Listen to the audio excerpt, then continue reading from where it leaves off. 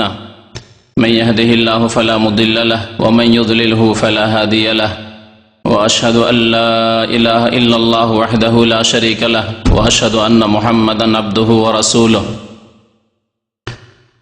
يا أيها الذين آمنوا اتقوا الله حق تقاته ولا تموتن إلا وأنتم مسلمون يا أيها الناس اتقوا ربكم الذي خلقكم من نفس واحدة وخلق منها زوجها وبث منهما رجالا كثيرا ونساء واتقوا الله الذي تساءلون به والأرحام إن الله كان عليكم رقيبا يا أيها الذين آمنوا اتقوا الله وقولوا قولا سديدا يصلح لكم أعمالكم ويغفر لكم ذنوبكم ومن يطع الله ورسوله فقد فاز فوزا عظيما أما بعد فإن خير الحديث كتاب الله وخير الهدي هدي محمد صلى الله عليه وسلم وشر الأمور محدثاتها وكل محدثة بدعة وكل بدعة ضلالة وكل ضلالة في النار أعوذ بالله من الشيطان الرجيم بسم الله الرحمن الرحيم يثبت الله الذين آمنوا بالقول الثابت في الحياة الدنيا وفي الآخرة ويضل الله الظالمين ويفعل الله ما يشاء মহান আল্লাহর সমস্ত প্রশংসা যে আল্লাহ পাক রব্বুল আলামিন আমাদেরকে সৃষ্টি করেছেন, আমাদেরকে দুনিয়ায় নির্ধারিত সময় দান করেছেন এবং তারপরে আল্লাহ আমাদের জন্য মওত লিখে রেখেছেন। সেই আল্লাহরই সমস্ত প্রশংসা যিনি আমাদের জন্য কবরের জীবন প্রত্যেকের ভাগ্যে লিখেছেন। সেই আল্লাহরই যাবতীয় প্রশংসা যিনি তারপরে আমাদেরকে বিচার দিবসে ওঠাবেন এবং প্রত্যেকে তার সামনে জবাবদেহি করতে হবে। দরুদ ও সালাম নাযিল হোক প্রিয় নবী মুহাম্মদুর রাসূলুল্লাহ সাল্লাল্লাহু আলাইহি ওয়াসাল্লামের প্রতি, যিনি আল্লাহর রাসূল, শেষ রাসূল, তাকেও এই কবরে চলে যেতে হয়েছে।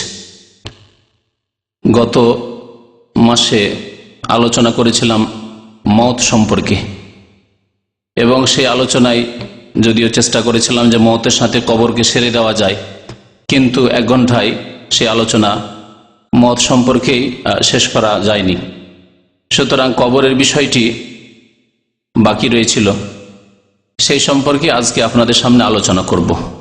এই কবরের জীবন এ সম্পর্কে আপনারা মধুর সুরে অনেক কথাই শুনেছেন, তবে আজকে মধুর সুরে শুনতে পাবেন না, কারণ তাতে আমি অভ্যস্ত নই।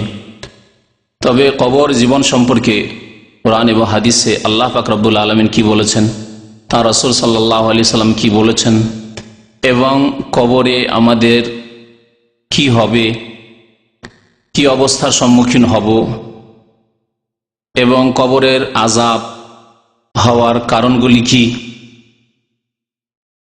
এবং কবরের আযাব সম্পর্কে যারা সন্দিহান বা সংশয় রয়েছে তাদের খণ্ডন, এই কয়েকটি দিক নিয়ে আলোচনা করব ইনশাআল্লাহ তাআলা। আল্লাহ যেন আমাদেরকে ভালো কথা বলার তৌফিক দান করেন এবং আল্লাহ এবং রসুলের কথার উপর আমল করার জন্য তৌফিক দান করেন, আমিন ইয়া রাব্বাল আলামিন। আল্লাহ পাক রব্বুল আলামিন কোরআনুল কারীমে এই কবরের আযাবের কথা উল্লেখ করেছেন। সাহাবায়ে কেরামরা একটি আয়াত সম্পর্কে, যে আয়াতটি সূরা ইব্রাহিমে রয়েছে, আয়াত নম্বর 27, সে সম্পর্কে বারা বিন আযিব রাদিয়াল্লাহু তাআলা আনহু কবরের আযাবের, কবরের জীবনের বিস্তারিত হাদিস তিনি বর্ণনা করেছেন এবং সেই হাদিসে তিনি উল্লেখ করেছেন যে, তাছাড়া অন্যান্য সাহাবায়ে কেরামরা উল্লেখ করেছেন যে এই আয়াতটি নাযালাত ফি আযাবিল কবরে, কবরের আযাব সম্পর্কে বা কবরের পরীক্ষা সম্পর্কে, কবরের জীবন সম্পর্কে এই আয়াত নাজিল হয়েছে। আল্লাহ পাক সে আয়াতে ইরশাদ করেছেন, ইউসাব্বিতুল্লাহুল্লাযীনা আমানু বিল কওলিস সাবিতি ফিল হায়াতিদ দুনিয়া ওয়া ফিল আখিরাহ। মুমিনদেরকে আল্লাহ পাক রব্বুল আলামিন অটল রাখবেন। আল্লাহ পাক মুমিনদেরকে অটল রাখবেন ফিল হায়াতিদ দুনিয়া, পৃথিবীতেও, দুনিয়াতেও, এবং অফিল আখিরা, আখিরাতে, পরকালেও, অর্থাৎ কবরের জীবনেও। আর এর আগে আমরা একটা সিলসিলা শুরু করেছিলাম, সিরিজ, যে আখিরাতের সিলসিলা, এবং এ সম্পর্কে প্রায় 15-র বেশি স্তর সম্পর্কে উল্লেখ করেছিলাম। আমাদের উদ্দেশ্য হচ্ছে সেই বিষয়গুলি এক একটি করে আলোচনা করা। তার মধ্যে কয়েকটি বিষয় নিয়ে আলোচনা হয়ে গেছে, আর বাকি বিষয়গুলি ইনশাআল্লাহ তাআলা ধীরে ধীরে সবগুলি এখানে ইনশাআল্লাহ মঙ্গলবারই আলোচনা হবে। তো আখিরাতের প্রতি ঈমানের একটি বিষয় হচ্ছে কবরের জীবন। কবরের জীবন সম্পর্কে আল্লাহ পাক যা বলেছেন, তার রাসূল সাল্লাল্লাহু আলাইহি ওয়াসাল্লাম যা বলেছেন, তার প্রতি ঈমান নিয়ে আসা, বিশ্বাস করা হচ্ছে পরকালের প্রতি ঈমানের অন্তর্ভুক্ত। ঈমানের যে 6টি খুঁটি, 6টি স্তম্ভ রয়েছে, তার কত নম্বর বলুন তো দেখি? পরকালের প্রতি ঈমান কত নম্বর? কত নম্বর? 5ম নম্বর। পঞ্চম খুঁটি হচ্ছে আখিরাতের প্রতি ঈমান, পরকালের প্রতি ঈমান। তো পরকালের প্রতি ঈমানের অন্তর্ভুক্ত হচ্ছে কবরের জীবন সম্পর্কে আল্লাহ বা তার রাসূল সাল্লাল্লাহু আলাইহি ওয়াসাল্লাম যা কিছু বলেছেন, যা কিছু আমাদেরকে জানিয়েছেন, সে সম্পর্কে আমাদের দৃঢ় বিশ্বাস থাকা। এই ঈমানে যদি সামান্যতম দুর্বলতা থাকে তাহলে আমাদের ঈমান থাকবে না, আমরা ঈমান হারিয়ে ফেলব, এবং যেই ব্যক্তির এই অবস্থা হবে সে মুসলিম বলে গণ্য হবে না। তো এই কবরের জীবন সম্পর্কে আল্লাহ পাক রব্বুল আলামিন বলছেন যে আল্লাহ পাক মুমিনদেরকে অটল রাখেন বিল কাউলিস সাবিত, ইউসাব্বিতুল্লাহুল্লাযীনা আমানু বিল কাউলিস সাবিত, অটল রাখেন দুনিয়াতে এবং আখিরাতে। কিন্তু কি দ্বারা অটল রাখেন? বিল কাউলিস সাবিত, অটল বাণী দ্বারা বা দৃঢ় বাণী দ্বারা। এই দৃঢ় বাণী কি সে সম্পর্কে নবী করিম সাল্লাল্লাহু আলাইহি ওয়াসাল্লামের হাদিসে রয়েছে যে কবরে যে প্রশ্নগুলি হবে মুনকার এবং নাকিরের, সেই প্রশ্নের উত্তর দেওয়া, মুমিনরা সেই প্রশ্নগুলির উত্তর দিতে পারবে। পক্ষান্তরে মুনাফিক, কাফের, মুশরিক তারা এর উত্তর দিতে পারবে না।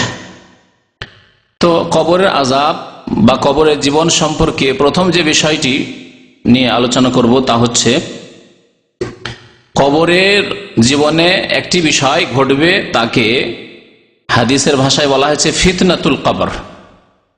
ফিতনাতুল কবর, ফিতনা মানে আমরা বুঝি ফিতনা মানে ঝগড়া বিবাদ, এগুলিকে আমরা ফিতনা বুঝি। আসলে ফিতনা মানে পরীক্ষা। মানুষ যখন ঝগড়া বিবাদে পড়ে তাতে পরীক্ষা রয়েছে। সে ঝামেলা মুক্ত হওয়ার চেষ্টা করছে না ঝামেলায় যুক্ত হওয়ার চেষ্টা করছে, ঝামেলায় পড়ছে না ঝামেলা থেকে বাঁচার চেষ্টা করছে, ইত্যাদি। এতে পরীক্ষা রয়েছে। তো দুনিয়াতে যতগুলি ফিতনা রয়েছে এতে প্রথম কথা আল্লাহ পাক রব্বুল আলামিনের পরীক্ষা রয়েছে। বালা মুসিবত বিপদ আপদ রয়েছে, তাতে আল্লাহ পাক রব্বুল আলামিনের পরীক্ষা রয়েছে, যার ফলে দুনিয়ার ফিতনা বলা হয়। আর সবচেয়ে বড় ফিতনা হচ্ছে ইমানের ফিতনা, কারণ ইমান হারিয়ে যাওয়ার আশঙ্কা। ইমান নেই, সে হিমশিম খাচ্ছে। মুসলিম ছিল কি কবর মাজারে গিয়ে সেজদা করে জাহান্নামের রাস্তা ধরে নিল আর ইমানকে নষ্ট করে দিল। মুসলিম পরিবারে জন্ম নিয়েছে, নাস্তিক হয়ে গেল, কাদিয়ানি হয়ে গেল, বিদাতি হয়ে গেল, ইত্যাদি। এগুলি হচ্ছে ইমানের ফিতনা, আল্লাহর পরীক্ষায় পড়ে যাওয়া। এই জন্য ফিতনা মানে আরবি ভাষা আসলে পরীক্ষা। পরীক্ষার বেশ কিছু আরবি রয়েছে। ইবতিলা, বালা, ওইখান থেকে আমরা বালা বলি, বালা মুসিবত বলি না। বালা মানে আসলে পরীক্ষা। আল্লাহ বলছেন ওয়াবালাওনাহুম বিল হাসানাত ওয়াস সাইয়্যাত, আমি ভালো মন্দ দিয়ে তাদের পরীক্ষা করে থাকি। মানে বালা মানে পরীক্ষা।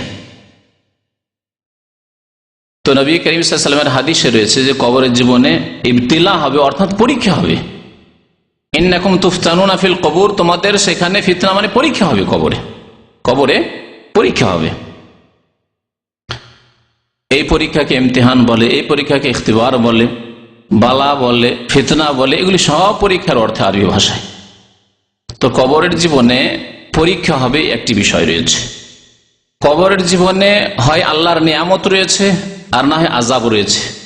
শুধু আযাব নয়, আযাবও রয়েছে আর নিয়ামতও রয়েছে। মুমিন এবং সৎকর্মশীলদের, ইমানদারদের জন্য, ভালো আমলকারীদের জন্য আল্লাহর নিয়ামত রয়েছে কবরে। আর যারা গুনাহগার পাপিষ্ঠ তাদের জন্য রয়েছে আল্লাহর আযাব রয়েছে কবরে।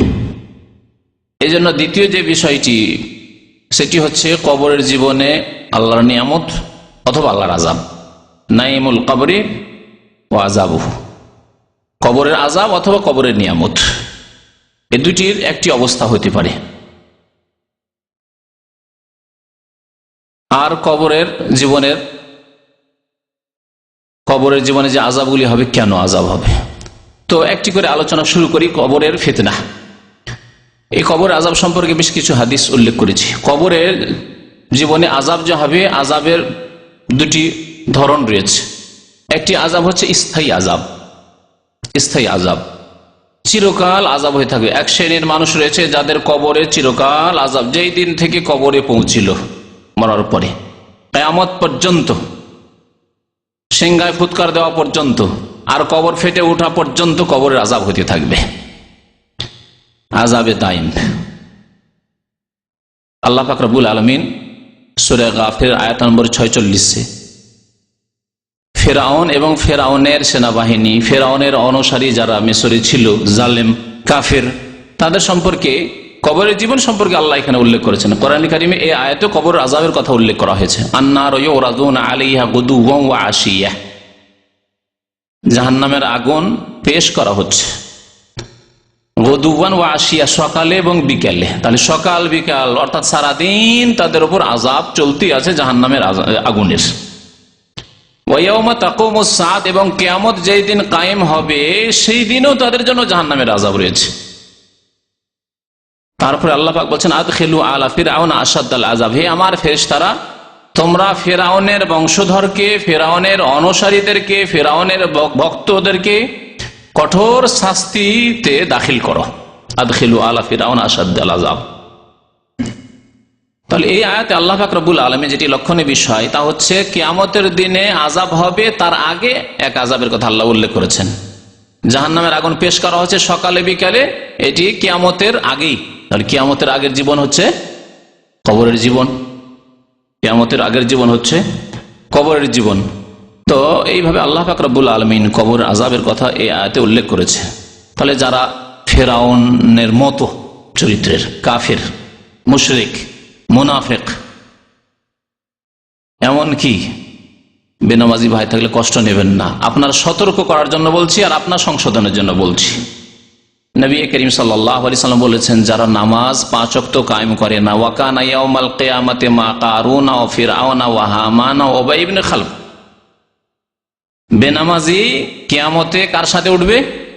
কারুনের সাথে উঠবে, ফেরাউনের সাথে উঠবে, হামানের সাথে উঠবে, ফেরাউনের মন্ত্রী, উবাই ইবনে খালফের সাথে উঠবে। নবী সাল্লাল্লাহু আলাইহি ওয়াসাল্লামের জামানায় যে বড় শত্রু, যে নবী সাল্লাল্লাহু আলাইহি ওয়াসাল্লামকে হত্যা করার চেষ্টাতে গিয়েছিল, নিজে হত্যা হয়েছিল, এদের সাথে উঠবে।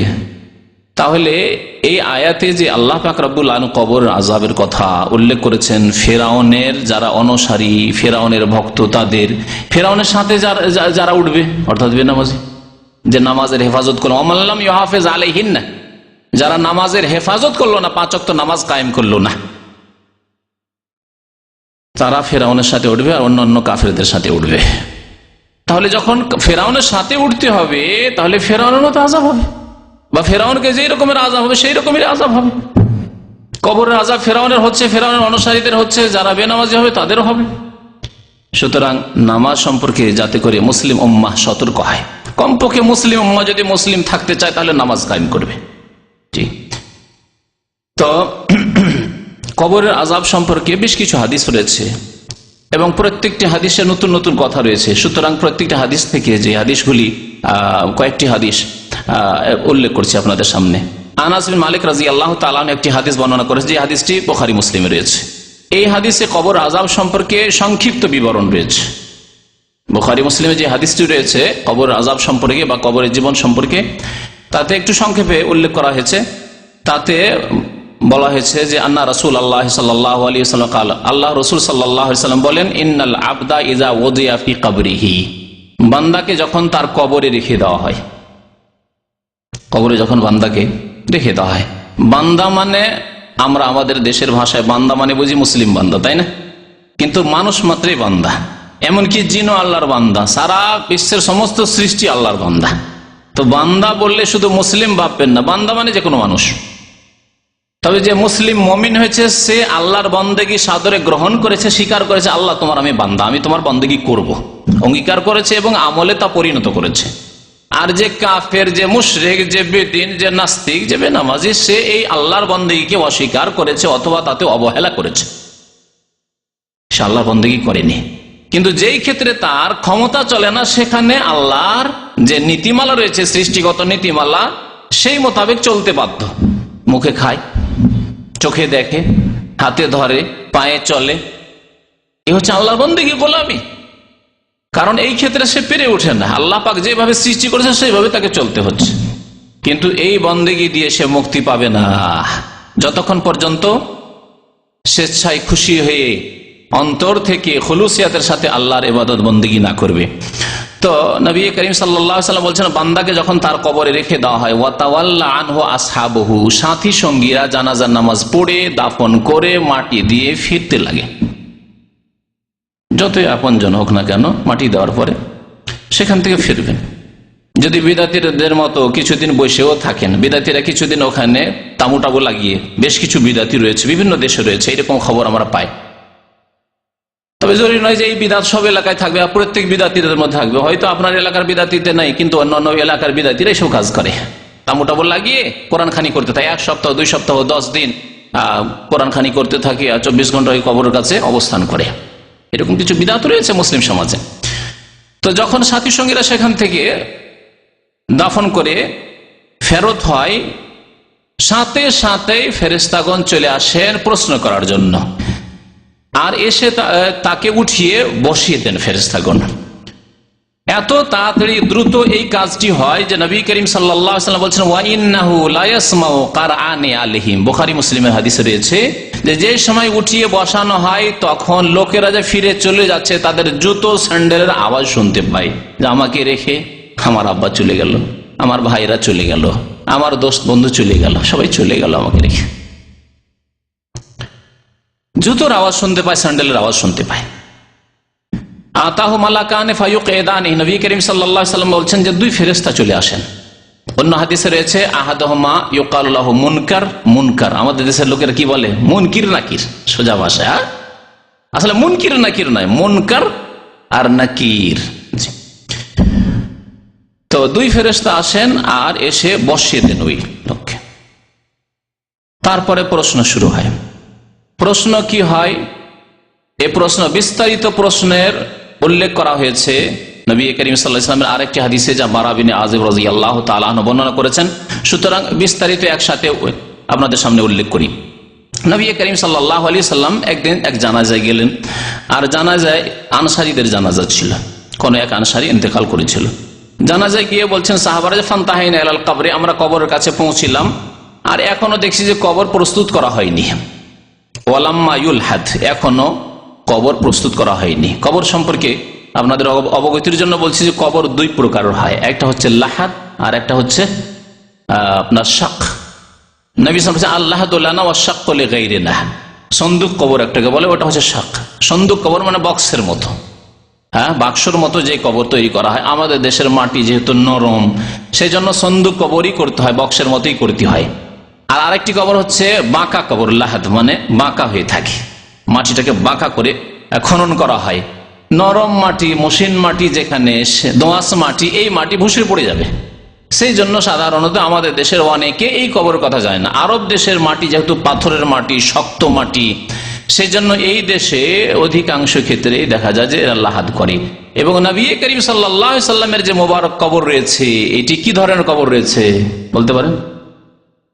বক্স কবর রয়েছে, সন্দুক কবর রয়েছে, না লাহাদ কবর রয়েছে বাঁকা হয়ে? 2 রকম কবর কেউ দেখেছেন কি? দেখেছেন? হ্যাঁ, তাহলে তো বুঝতে পারছেন। তো নবী করিম সাল্লাল্লাহু আলাইহি ওয়াসাল্লামকেও কবর দেওয়া হয়েছে, তাঁর কবর কেমন ছিল? নবী করিম সাল্লাল্লাহু আলাইহি ওয়াসাল্লাম একটি হাদিসে ইরশাদ করেছেন, আল্লাহাদুল্লানা, লাহাদ মানে বগলি কবর, আমাদের দেশীয় ভাষায় বলে বগলি কবর হবে, কাত হয়ে হয়তো সেই জন্য বগলি কবর বলে। বগলি কবর হবে আমাদের জন্য, আমাদের জন্য বলেছেন নবী সাল্লাল্লাহু আলাইহি ওয়াসাল্লাম। সাহাবায়ে কেরাম সেখান থেকে বলেছে যে নবী সাল্লাল্লাহু আলাইহি ওয়াসাল্লামের কবর লাহাদ করতে হবে, কারণ নবী করিম সাল্লাল্লাহু আলাইহি ওয়াসাল্লাম বলেছেন আল্লাহাদুল্লানা, আমার জন্য, আমাদের জন্য। নবী সাল্লাল্লাহু আলাইহি ওয়াসাল্লাম এই কবরকে বেশি পছন্দ করেছেন। ওয়াশাক করলে গায়রা না, অন্যরা শাক করবে, সন্দুক কবর করবে, যার যেটা সুবিধা হবে। এখনো কবর খনন করা হয়নি। ফাজালাসা রাসূলুল্লাহ সাল্লাল্লাহু আলাইহি ওয়াসাল্লাম, জালাসনা হলো আমরাও বসে গেলাম, রাসূলুল্লাহ সাল্লাল্লাহু আলাইহি ওয়াসাল্লাম বসে গেলেন, তখন আমরাও বসে গেলাম। নবী করিম সাল্লাল্লাহু আলাইহি ওয়াসাল্লামের সাথে এই আদবের খেয়াল রাখতেন সাহাবায়ে কেরাম, যেখানে রাসূলুল্লাহ সাল্লাল্লাহু আলাইহি ওয়াসাল্লাম বসলেন তখন বসতেন, নবী সাল্লাল্লাহু আলাইহি ওয়াসাল্লাম বসেননি, তারা বসতেন। কিন্তু নবী করিম সাল্লাল্লাহু আলাইহি ওয়াসাল্লাম আগে থেকে বসে আছেন, সাহাবায়ে কেরাম, নবী সাল্লাল্লাহু আলাইহি ওয়াসাল্লাম হাজির হয়েছেন আর উঠে সবাই দাঁড়িয়ে গেলেন, যেটা আজকাল নেতাদের সাথে করা হয়, বিদাতি পীরদের সাথে করা হয়। এই তরিকা ইসলামে ছিল না, নবী করিম সাল্লাল্লাহু আলাইহি ওয়াসাল্লাম এটাকে পছন্দ করতেন না, তাই সাহাবারা দেখে দাঁড়াতেন না, বসেই থাকতেন। সালাম করলেও বসেই করতেন, দাঁড়াতেন না। কান আলা রউসিনা আত-তায়র, এমন ভাবে আমরা বসে গেলাম যে মনে হচ্ছে আমাদের মাথার উপর পাখি বসে গেছে। কি উদ্দেশ্য? অর্থাৎ বড় শান্ত হয়ে বসে গেলাম, কেউ নড়াচড়া করে না। নবী করিম সাল্লাল্লাহু আলাইহি সাল্লাম যেন একটু চিন্তিত, হাতে একটা খড়ি রয়েছে, খড়ি নিয়ে যেন জমিনে একটু মানে চিন্তায় আছেন তিনি। ফারাফা রাসা, হঠাৎ করে নবী করিম সাল্লাল্লাহু আলাইহি সাল্লাম মাথা উঠালেন লোকদেরকে সম্বোধন করার জন্য। বলে, ইস্তাইযু বিল্লাহি মিন আযাবিল কবরি, তোমরা কবরের আযাব থেকে আল্লাহর কাছে পানাহ চাও, আশ্রয় কামনা করো। নবী করিম সাল্লাল্লাহু আলাইহি সাল্লামের এই আদেশ, এই মর্মে এই কথাটিও বলে দেওয়া ভালো যে নবী করিম সাল্লাল্লাহু আলাইহি সাল্লামের একটি শিক্ষা হচ্ছে যে তোমরা বেশি বেশি কবরের আযাব থেকে আল্লাহর আশ্রয় কামনা করো। বারবার করে নবী করিম সাল্লাল্লাহু আলাইহি সাল্লাম আপনজনদেরকে, সাহাবায়ে কেরামদেরকে এই তাকিদ করতেন, তালকিন করতেন, তো তোমরা আল্লাহর কাছে কবরের আযাব থেকে, কবরের জীবনের কষ্ট থেকে পানাহ চাও, আশ্রয় গ্রহণ করো, আশ্রয় কামনা করো। এই জন্য নবী করিম সাল্লাল্লাহু আলাইহি ওয়াসাল্লাম বড় তাকিদের সাথে বলেছেন যে তোমরা নামাজের শেষে যখন আত্তাহিয়াত, তাশাহুদ শেষ হয়ে যাবে, যখন নবী সাল্লাল্লাহু আলাইহি ওয়াসাল্লামের উপর সালাত পেশ করা, আল্লাহুম্মা সাল্লি আলা মুহাম্মদ শেষ হবে, ইন্নাকা হামিদুম মাজিদ শেষ হয়ে যাবে, সালামের পূর্বে নবী করিম সাল্লাল্লাহু আলাইহি ওয়াসাল্লাম তাকিদ করেছেন একটি দোয়া পড়তে, যাতে বলেছেন মুসলিম শরীফ হাদিসে রয়েছে, তাআওয়াযু বিল্লাহি মিন আরবা, তোমরা চারটি বিষয় থেকে আল্লাহর আশ্রয় গ্রহণ করবে, আল্লাহর কাছে আশ্রয় কামনা করবে। তার মধ্যে একটি হচ্ছে তাআওয়াযু মিন আযাবিল কবরি, কবরের আযাব থেকে তোমরা আল্লাহর কাছে পানাহ চাইবে, আল্লাহর কাছে আশ্রয় কামনা করবে। নবী করিম সাল্লাল্লাহু আলাইহি ওয়াসাল্লাম এই কথাটি 3 বার বললেন বা 2 বার বললেন। সুম্মা কাল, তারপরে নবী সাল্লাল্লাহু আলাইহি ওয়াসাল্লাম কবরের জীবনের কথা বলতে লাগলেন, ইন্নাল আবদাল মুমিনা, মুমিন বান্দার অবস্থা কি হয়, আর কাফির, মুনাফিক আর বেদিন বেনামাজির গুনাহগারের অবস্থা কি হয়। তা বলছেন নবী করিম সাল্লাল্লাহু আলাইহি ওয়াসাল্লাম যে মুমিন বান্দা যখন ইন্তেকালের সময় চলে আসে, তখন ফেরেশতাগণ আসেন, আর আসার পরে সুসংবাদ দেন ইত্যাদি। তারপরে যেহেতু মওতের অবস্থা উল্লেখ করতে গিয়ে এই অংশটুকু আমি বয়ান করেছি, সেজন্য এখানে শুধু কবরের জীবন থেকে আমি শুরু করছি। যখন মাইয়াতকে দাফন করা হয়ে গেল, নবী করিম সাল্লাল্লাহু আলাইহি ওয়াসাল্লাম বলছেন, ফাতুআদু রূহুহু ফি জাসাদিহি, তার দেহে তার আত্মাকে ফিরিয়ে দেওয়া হয়। আত্মা ইল্লিনে চলে গেছে, মুমিন বান্দার আত্মা গুনাহগারের সিজ্জিনে চলে গেছে, এই আত্মাকে ফিরিয়ে দেওয়া হয়, নবী করিম সাল্লাল্লাহু আলাইহি ওয়াসাল্লাম বলেছেন। মনে রাখবেন যে এই হচ্ছে বারজাখী, পরলৌকিক জীবন, পরলৌকিক জীবন। দুনিয়ার জীবনে আমরা অনেক কিছুই বুঝতে পারি না। মায়ের পেটে বাচ্চা আছে, যদি মেডিকেল সায়েন্স আজকাল এ উন্নতি না করতো, তাহলে অনেক কথায় আমরা কিছুই জানতে পারতাম না। নবী করিম সাল্লাল্লাহু আলাইহি ওয়াসাল্লাম বলেছেন যে পেটে বাচ্চা থাকে, আত্মা দেওয়া হয় কতদিন পরে? 4 মাস পরে, 120 দিনে, 120 দিনে রূহ দেওয়া হয়, আত্মা দেওয়া হয়। তাই নবী করিম সাল্লাল্লাহু আলাইহি ওয়াসাল্লাম থেকে এই সম্পর্কে জানলাম, না হলে আর জানার কোনো উপায় নেই। তারপর মেডিকেল সায়েন্স যখন উন্নতি করলো, তখন আপনার আল্ট্রাসাউন্ডে আপনি বুঝতে পারছেন কি অবস্থায় বাচ্চা আছে, আর কিভাবে আহার পাচ্ছে ইত্যাদি, সব কথাবার্তা জানলেন। ভালো অবস্থায় আছে না মন্দ অবস্থায় আছে, অনেক কিছু জানতে পারছেন যখন তার একটা পর্যায়ে পৌঁছে যাচ্ছে। তো পেটের বাচ্চার অবস্থা যখন আমরা অনেক কিছু এই দুনিয়ায় থেকে বুঝতে পারছি না, সামনে এটা আপনার স্ত্রীকে দেখে আপনি বুঝতে পারছেন না যে পেটে আমার বাচ্চা জীবিত আছে, সুস্থ আছে না অসুস্থ আছে, সম্পূর্ণ আছে না অসম্পূর্ণ আছে, বুঝতে পারছেন না। তাহলে আপনি কবরের জীবনের কথা বুঝার চেষ্টা করবেন আর বলবেন যে আমরা তো বুঝতে পারছি না, আর সেই জন্য সন্দিহান হবেন, আর সেই জন্য কবরের কথা আপনি মনে করবেন যে না এইসব কথা শুধু না, খবরদার না। পরলৌকিক জীবন রূহ ফিরিয়ে দেওয়া হয়। কেমন করে ফিরিয়ে দেওয়া হয়? আপনি কবর খুলে বসে থাকলে আপনি দেখতে পাবেন না, কারণ এই চোখ হচ্ছে পার্থিব চোখ, দুনিয়ার চক্ষু। এই দুনিয়ার চক্ষু দিয়ে আখিরাতের বিষয়কে, বারজাখের বিষয়কে, পরলৌকিক জীবনের কোনো কিছুকে আপনি অবলোকন করতে পারেন না, দেখতে পারেন না। নবী করিম সাল্লাল্লাহু আলাইহি ওয়াসাল্লাম বলছেন যে ফায়াতিহি মালাকানে, 2 ফেরেশতা আসবেন, ফায়ুজলিসান, বসিয়ে দেবেন, ফায়াকুলানে লাহু, এখন প্রশ্ন শুরু হবে। একে বলা হচ্ছে ফিতনাতুল কবর, কবরের পরীক্ষা। এই কবরে 3টি প্রশ্নের মাধ্যমে পরীক্ষা হবে। এই কবরের প্রশ্নপত্র হচ্ছে মাত্র 3টি প্রশ্ন, তাতে মাত্র 3টি প্রশ্ন। আখিরাতে বিস্তারিত সারা জীবন সম্পর্কে উত্তর দিতে হবে। আর প্রথম প্রশ্ন হবে আখিরাতে বিচার দিবসে, হাসরের ময়দানে গিয়ে নামাজ সম্পর্কে, সালাত সম্পর্কে। এটা হিসাবের ক্ষেত্রে। আর বিচার যখন হবে, বিচার হওয়ার ক্ষেত্রে খুন সম্পর্কে আল্লাহ পাক রব্বুল আলামিন প্রথম বিচার করবেন, এটা হাদিসে রয়েছে। তো নবী করিম সাল্লাল্লাহু আলাইহি ওয়াসাল্লাম বলছেন যে পরীক্ষা শুরু হবে, এখন মুনকার নাকির পরীক্ষা নেবে, জিজ্ঞাসা করে মান রাব্বুকা, তোমার প্রতিপালক কে ছিল, তুমি কার ইবাদতবন্দি করতে, তোমার পালনকর্তা কে ছিল। ফায়াকুল, মুমিন বান্দা যেহেতু সে বলবে রব্বি আল্লাহ, আমার রব আল্লাহ, আমার প্রতিপালক আল্লাহ পাক। ফায়াকুলান লাহু, দুই ফেরেশতা বলবেন মা দিনুকা, আপনার দিন কি ছিল, আপনার ধর্ম কি ছিল, আপনি কোন ধর্মের অনুসারী ছিলেন।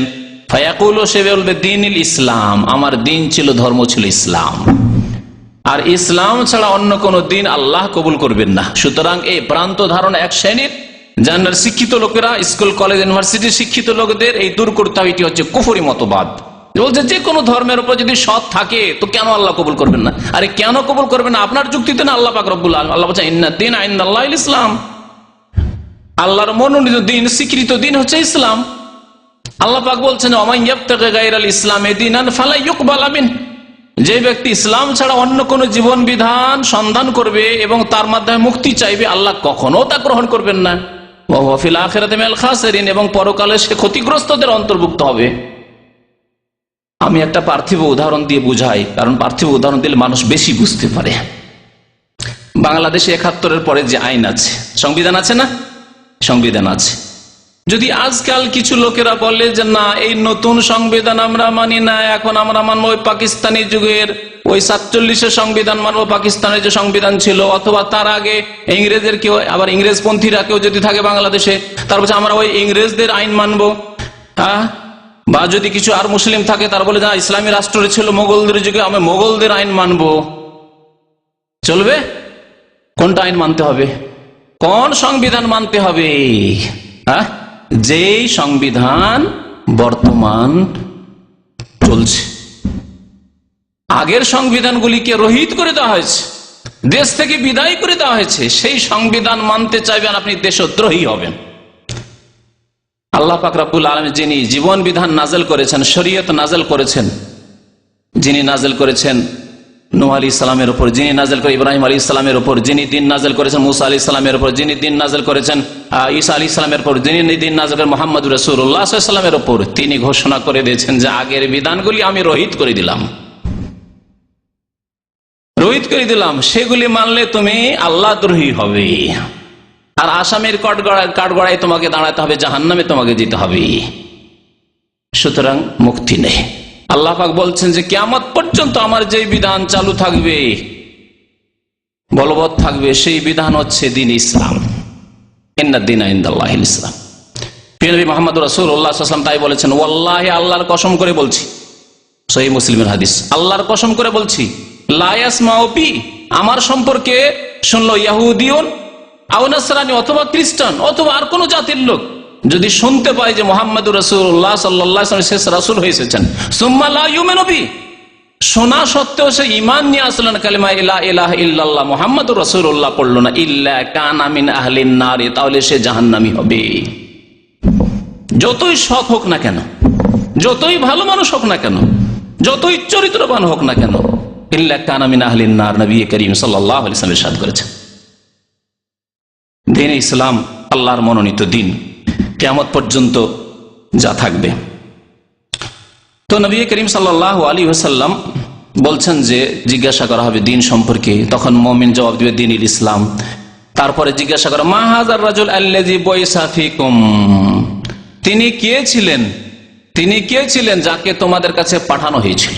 মা হাযার রাজুল, আমাদের দেশের অনেক আলেমরা ওই হাজার রাজুল, এই ব্যক্তি, এতে থেকে ধরে নেয় যে নবী করিম সাল্লাল্লাহু আলাইহি ওয়াসাল্লাম কবরেও হাজির হয়ে যায়। কবর পূজারী একদল আছে বেরেলভী যারা, তারা বলে যে কবরেও নবী হাজির হয়ে যান। আরে আমাদের ওয়াজ মাহফিলে কেন হাজির হবেন না, আমাদের মিলাদ মাহফিলে কেন হাজির হবেন না, কবরেও তো হাজির। দেখুন মা হাজার রাজুল,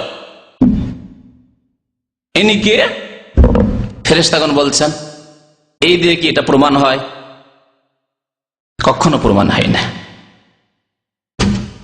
দেখেন দুনিয়ার ক্ষেত্রে আমরা যদি কোনো আলোচিত ব্যক্তি হয়, তার সম্পর্কে ওনার সম্পর্কে, অথচ এখানে নেই বা ইনি বলছেন, উনি বলছেন, যাই বলেন না কেন, আলোচিত ব্যক্তি, একটু আগে আলোচনা হয়েছে বা আপনার আলোচনার বিষয় এসেছে, অথবা এমন প্রখ্যাত ব্যক্তি, বিখ্যাত ব্যক্তি, সবাই জানে, দেশের মধ্যে একজন নেতা, এমন নেতা যাকে সবাই চেনে মনে করেন, আরে দেশটাকে তো বরবাদ করলো, এই লোকই বরবাদ করলো, অথচ আপনার ওখান থেকে 500 কিলোমিটার দূরে কোথায় আছে? আপনি সৌদি আরবে এই গল্প করছেন, এই যে লোকটা না, এই লোকে তো দেশটাকে ধ্বংস করলো, এই লোক কোথা থেকে আছে এখানে? নবী করিম সাল্লাল্লাহু আলাইহি সাল্লাম থেকে বেশি প্রখ্যাত ব্যক্তি, বিখ্যাত ব্যক্তি, মশহুর ব্যক্তি পৃথিবীতে আর কেউ হয়েছে না হবে? তার সম্পর্কে ফেরেশতাগণ বলেন, মা হাযার রাজুল আল্লাযী বুইসা ফীকুম, উনি কে যাকে তোমাদের কাছে পাঠানো হয়েছিল? প্রত্যেক মানুষের তখন হুঁশ হবে যে একমাত্র জিজ্ঞাসা করা হয়েছে আমাকে মুহাম্মদুর রাসূলুল্লাহ সাল্লাল্লাহু আলাইহি সাল্লাম সম্পর্কে। কিন্তু মুমিন উত্তর দিতে পারবে, কাফের হায় আফসোস করে উত্তর দিতে পারবে না, কারণ মুহাম্মদ রাসূলুল্লাহ সাল্লাল্লাহু আলাইহি ওয়াসাল্লামের কালিমা পড়েননি। মুহাম্মদ রাসূলুল্লাহ 5 ওয়াক্ত নামাজ মেরাজ থেকে নিয়ে এসেছেন, নামাজ পড়েননি। মুহাম্মদ রাসূলুল্লাহ সাল্লাল্লাহু আলাইহি ওয়াসাল্লামের সুন্নত আদর্শ মোতাবেক জীবনযাপন করেনি, সুতরাং জবাব দিতে পারবে না। তারপরে অনেকে আবার যারা এদের মতো বিদাতি না, যারা হাজির নাজির বলে নবীকে, ওদের মতো মুশরিক বিদাতি নাই, কিন্তু বিদাতি, ওরা আবার বলে যে নবীর ছবি পেশ করা হয়, এটাও কোনো হাদিসে নেই। কবর সম্পর্কে আলোচনা শুনতে আমাদের দেশের অনেক বক্তারা বলে যে নবী করিম সাল্লাল্লাহু আলাইহি সাল্লামের ছবি পেশ করা হয়, আর বলে মা হাযার রাজুল আল্লাযী বুইসা ফীকুম, এরও কোনো প্রমাণ নেই।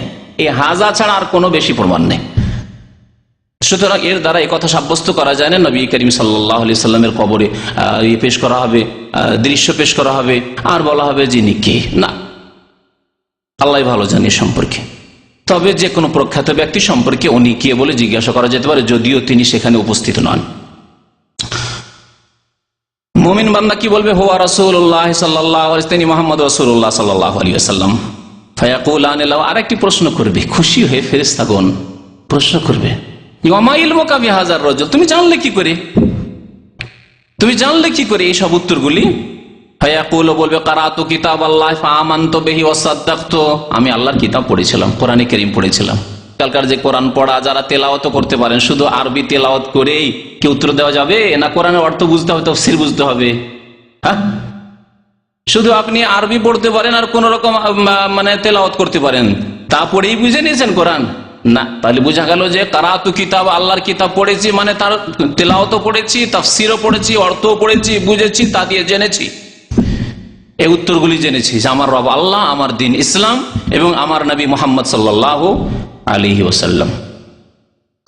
আল্লাহর কিতাব আমরা পড়েছিলাম, ফাআমানতু বিহি, ওর প্রতি ঈমান নিয়ে এসেছিলাম, ওয়া সাদ্দাকতু, এবং বিশ্বাস করেছিলাম। ফায়ুনাদি মুনাদি মিনাস সামায়, আকাশ থেকে একজন ডাক দেবে, আল্লাহর ফেরেশতা আল্লাহর পক্ষ থেকে ডাক দেবে, আন সাদাকা, অথবা আল্লাহ পাক রব্বুল আলামিন ডাক দেবেন, যেমন বলেছে আন সাদাকা আবদি, আল্লাহ পাক ডাক দেবেন আন সাদাকা আবদি, আমার বান্দা, হে মুনকার নাকির, আমার বান্দা সত্য বলেছে, ঠিক বলেছে উত্তর। ফাফরিশুহু মিনাল জান্নাহ ওয়ালবাসুহু মিনাল জান্নাহ ওয়াফতাহু লাহু বাবান ইলাল জান্নাহ, সুতরাং এর জন্য জান্নাতের বিছানা বিছিয়ে দাও। ফারশ, ফাফরিশুহু মিনাল জান্নাহ, জান্নাতের বিছানা বিছিয়ে দাও। ওয়ালবাসুহু মিনাল জান্নাহ, জান্নাতের লেবাস পোশাক পরিয়ে দাও। ওয়াফতাহু লাহু বাবান ইলাল জান্নাহ, এবং জান্নাতের দরজা খুলে দাও তার জন্য। আল্লাহু আকবার। মুমিন বান্দা ভাগ্যবান, খুশনসিব। নবী করিম সাল্লাল্লাহু আলাইহি ওয়াসাল্লাম বলেন, ফায়াতিহি মিন রাওহিহা ওয়া তিবিহা, জান্নাতের দরজা যখন খুলে দেওয়া হবে, কবরে রয়েছে, মাটিতে শুয়ে আছে, আর জান্নাতের সুগন্ধি আসছে, জান্নাতের সুগন্ধি আসতে আছে, আরামদায়ক জীবন। এবং তার কবরকে এত প্রশস্ত করা হবে, যত দূর দৃষ্টি যাবে শুধু খোলা দেখবে। হ্যাঁ, 3.5 হাতের কবর, হ্যাঁ, আর চওড়া মাত্র হয়তো 1 হাত অথবা 1.5 হাত, কিন্তু যত দূর তাকাবে শুধু দেখতে পাবে, এত কোষারে এত প্রশস্ত করে দেওয়া হয়েছে তার কবরকে, মুমিন বান্দার কবরকে।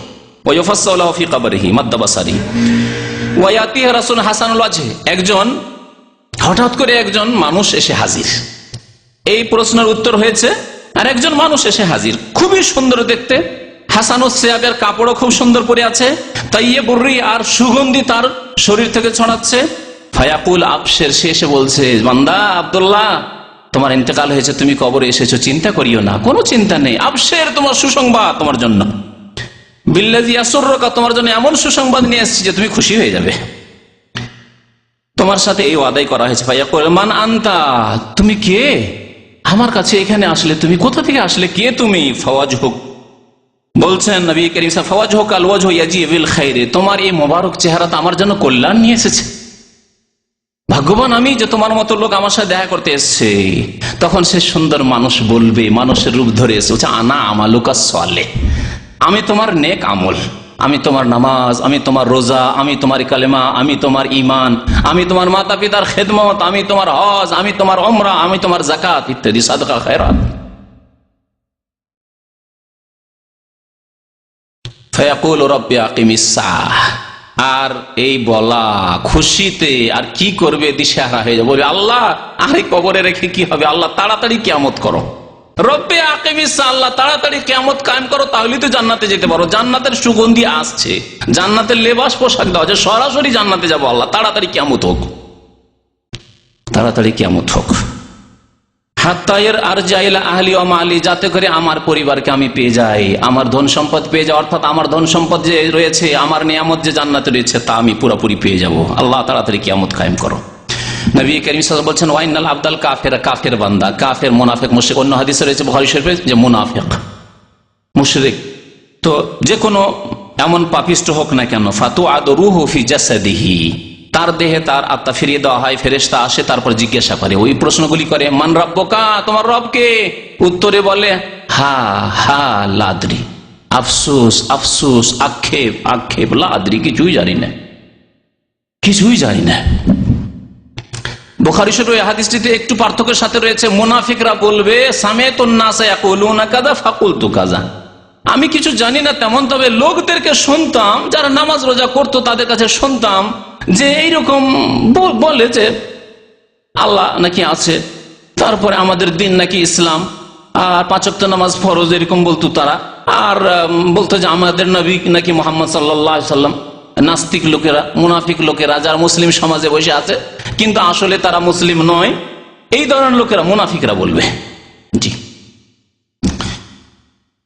নবী করিম সাল্লাল্লাহু আলাইহি ওয়াসাল্লাম বলছেন যে মা দীনুকা, জিজ্ঞাসা করে তোমার ধর্ম কি, বলবে হা হা লাদ্রি, আফসোস, কিছুই জানি না, কিছুই বলতে পারি না। ফায়াকুলান ফাল্লাহু, জিজ্ঞাসা করবে মা হাযা রাজুল আল্লাযী বুইসা ফীকুম, তোমাদের মাঝে যে একজন ব্যক্তিকে পাঠানো হয়েছিল তিনি কে ছিলেন, বলবে হা হা লাদ্রি, কিছুই জানি না। ফায়ুনাদি মুনাদি মিনাস সামায়ে, আকাশ থেকে ডাক দাও, আল্লাহর পক্ষ থেকে ডাক দাও, আনকাযাবা আনকাযাবা, এখানে আল্লাহ আমার বান্দা বলবেন না, আনকাযাবা আব্দি বলবেন না। আল্লাহ এত সন্তুষ্ট এই কাফেরের উপর, মুনাফিকের উপর, মুশরিকের উপর, জালেমের উপর, গুনাহগারের উপর, যে আল্লাহ বলবেন যে আমার বান্দা ভুল বলেছে না। ওই মুমিনের ক্ষেত্রে আল্লাহ পাক কিন্তু ডাক দেবেন আন সাদাকা আবদি, আমার বান্দা সত্য বলেছে। আর এখানে বলবে আন কাযাবা, মিথ্যা কথা বলেছে। বান্দা বলে আল্লাহ স্বীকার করবেন না। দেখেন আপনার যদি 2-4-5টি ছেলে থাকে আর একটা খুব প্রিয় থাকবে, এটা আমার ছেলে, তাই না? আর যেগুলি নাফরমান, বিরুদ্ধাচরণ করে, দুষ্টামি করে, বেশি বদমাইশি করে, কথার বাইরে চলে যায়, এ আমার ছেলেই নয়। স্ত্রীকে বলছেন যে এটা তোমার, আমার নয়, তাই না? আল্লাহ পাক রব্বুল আলামিন বান্দা বলবেন না ওই মিথ্যুক, আনকাযা, মিথ্যা বলেছে। লাদ্রি, জানে না, এই কথা মিথ্যা, আসলে জেনেছে, তার কাছে খোঁজ খবর ছিল, দিন ইসলাম সম্পর্কে খবর ছিল, আল্লাহ সম্পর্কে খবর ছিল, সে জানতো যে মুহাম্মদ রাসূলুল্লাহ সাল্লাল্লাহু আলাইহি ওয়াসাল্লাম, কে জানে না আজকে সারা বিশ্বে মুহাম্মদ রাসূলুল্লাহ সাল্লাল্লাহু আলাইহি ওয়াসাল্লামের ব্যক্তিত্বকে। আল্লাহ পাক ডাকে ফাফরিশুহু মিনান নারে, তার জন্য জাহান্নামের বিছানা বিছিয়ে দাও, ওয়ালবাসুহু মিনান নারে, জাহান্নামের লিবাস পোশাক পরিয়ে দাও, ওয়াফতাহু লাহু বাবান ইলান নার, জাহান্নামের দরজা তার জন্য খুলে দাও, ফায়াতিহি মিন হাররিহা ওয়াস সামুমিহা, জাহান্নামের তাপ আসতে থাকবে, জাহান্নামের বিষাক্ত হাওয়া আসতে থাকবে, লু হাওয়ার মতো। জাহান্নামের হাওয়া লোহার সাথে তুলনাই করা যায়। ওয়ায়ুযায়্যাকু আলাইহি কবরুহু, আর কবরকে সংকীর্ণ করে দেওয়া হবে, এমন সংকীর্ণ করা হবে আর কবরে চেপে ধরবে। নবী করিম সাল্লাল্লাহু আলাইহি ওয়াসাল্লাম বলেছেন হাত্তা তাখতালিফা আদলাহু, তার যে হাড়গুলো রয়েছে, এই পাঁজরার হাড়গুলি রয়েছে, এই দিকের হাড় এই দিকে চলে যাবে, ডান দিকের হাড় বাম দিকে চলে যাবে, বাম দিকের হাড় ডান দিকে চলে যাবে। আল্লাহু আকবার। আল্লাহ যেন আমাদেরকে কবর আযাব থেকে হেফাজত করেন। আল্লাহ আমাদেরকে কবর আযাব থেকে জান্নাত দেন, জাহান্নামের আযাব থেকে নাজাত দেন। ওয়ায়াতিহি রাজুলুন কাবিহুল ওয়াজহি, একজন খারাপ চেহারা নিয়ে আসে, বিকট চেহারা নিয়ে আসে।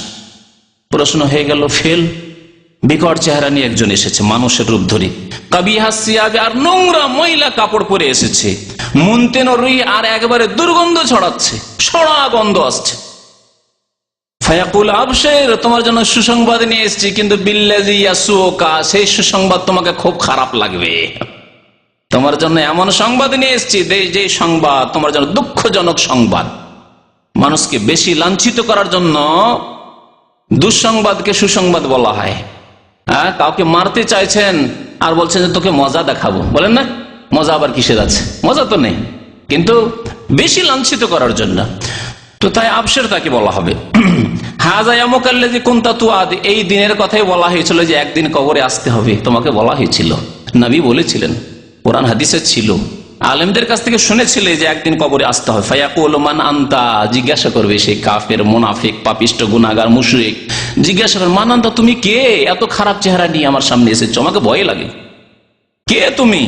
ফাওয়াজহুকাল ওয়াজহু ইয়াজিউ বিশ-শাররি, তোমার চেহারা তো আমার জন্য মনে হচ্ছে অমঙ্গল নিয়ে এসেছে, আমার জন্য সর্বনাশ ডেকে নিয়ে এসেছে। ফায়াকুলু আনা আমালুকাল খাবিস, আমি তোমার খবিস আমল, তুমি ফজরে শুয়ে থাকতে, তোমার শিরক, কবরে গিয়ে সিজদা করতে, কবরে গিয়ে খাসি মুরগ জবাই করতে, তুমি গীবত করতে, চুগলখড়ি করতে, তুমি বেঈমানি আত্মসাৎ করেছিলে মানুষের ধন দৌলত, টাকা পয়সা ইত্যাদিতে, তোমার খবি, তুমি মা বাবাকে কষ্ট দিয়েছিলে ইত্যাদি ইত্যাদি। আনা আমালুকাল খাবিস, আমি তোমার খবিস আমল, খারাপ নোংরা আমলগুলি যে দুনিয়াতে করেছিলে, তাই তুমি জিনা করেছিলে, তুমি মদ খেয়েছিলে, ওইগুলি আমাকে আল্লাহ তোমার কাছে পাঠিয়েছেন।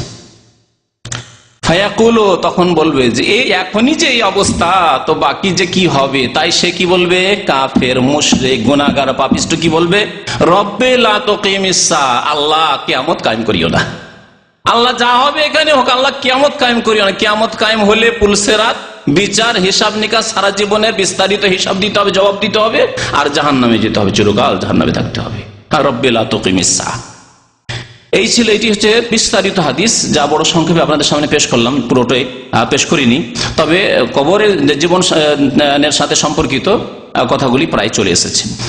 আর একটি হাদিস রয়েছে, যে হাদিস দ্বারা আমরা জানতে পারি যে একটি গুরুত্বপূর্ণ বিষয়, যারা মারা যায়, মারা যাওয়ার পরে তাদের আপনজনদের সাথে, পরিচিত ব্যক্তিদের সাথে দেখা সাক্ষাৎ হয় কিনা, অনেকেই প্রশ্ন করেন।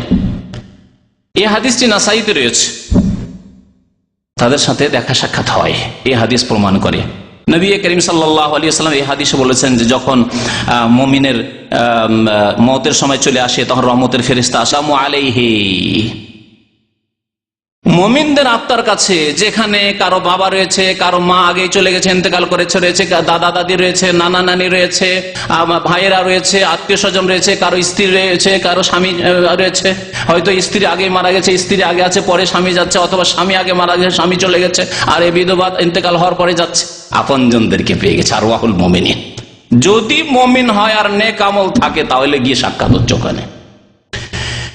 বলছেন নবী করিম সাল্লাল্লাহু আলাইহি সাল্লাম এই হাদিসে, যে তারা এত খুশি হয় যে যেমন দীর্ঘদিন কেউ যদি বিদেশে থাকে, অনেকে এখানে প্রবাসী জীবনে, আমরা প্রবাসী জীবনে 5 বছর, 7 বছর, 10 বছর, আমাদের কয়েক ভাই এখানে গেল, ছুটি গেল 10 বছর পরে, 10 বছর পরে দেশে যদি যায়, মা কত খুশি হবে, বাবা কত খুশি হবে, ভাই বোন কত খুশি হবে, কত খুশি হবে।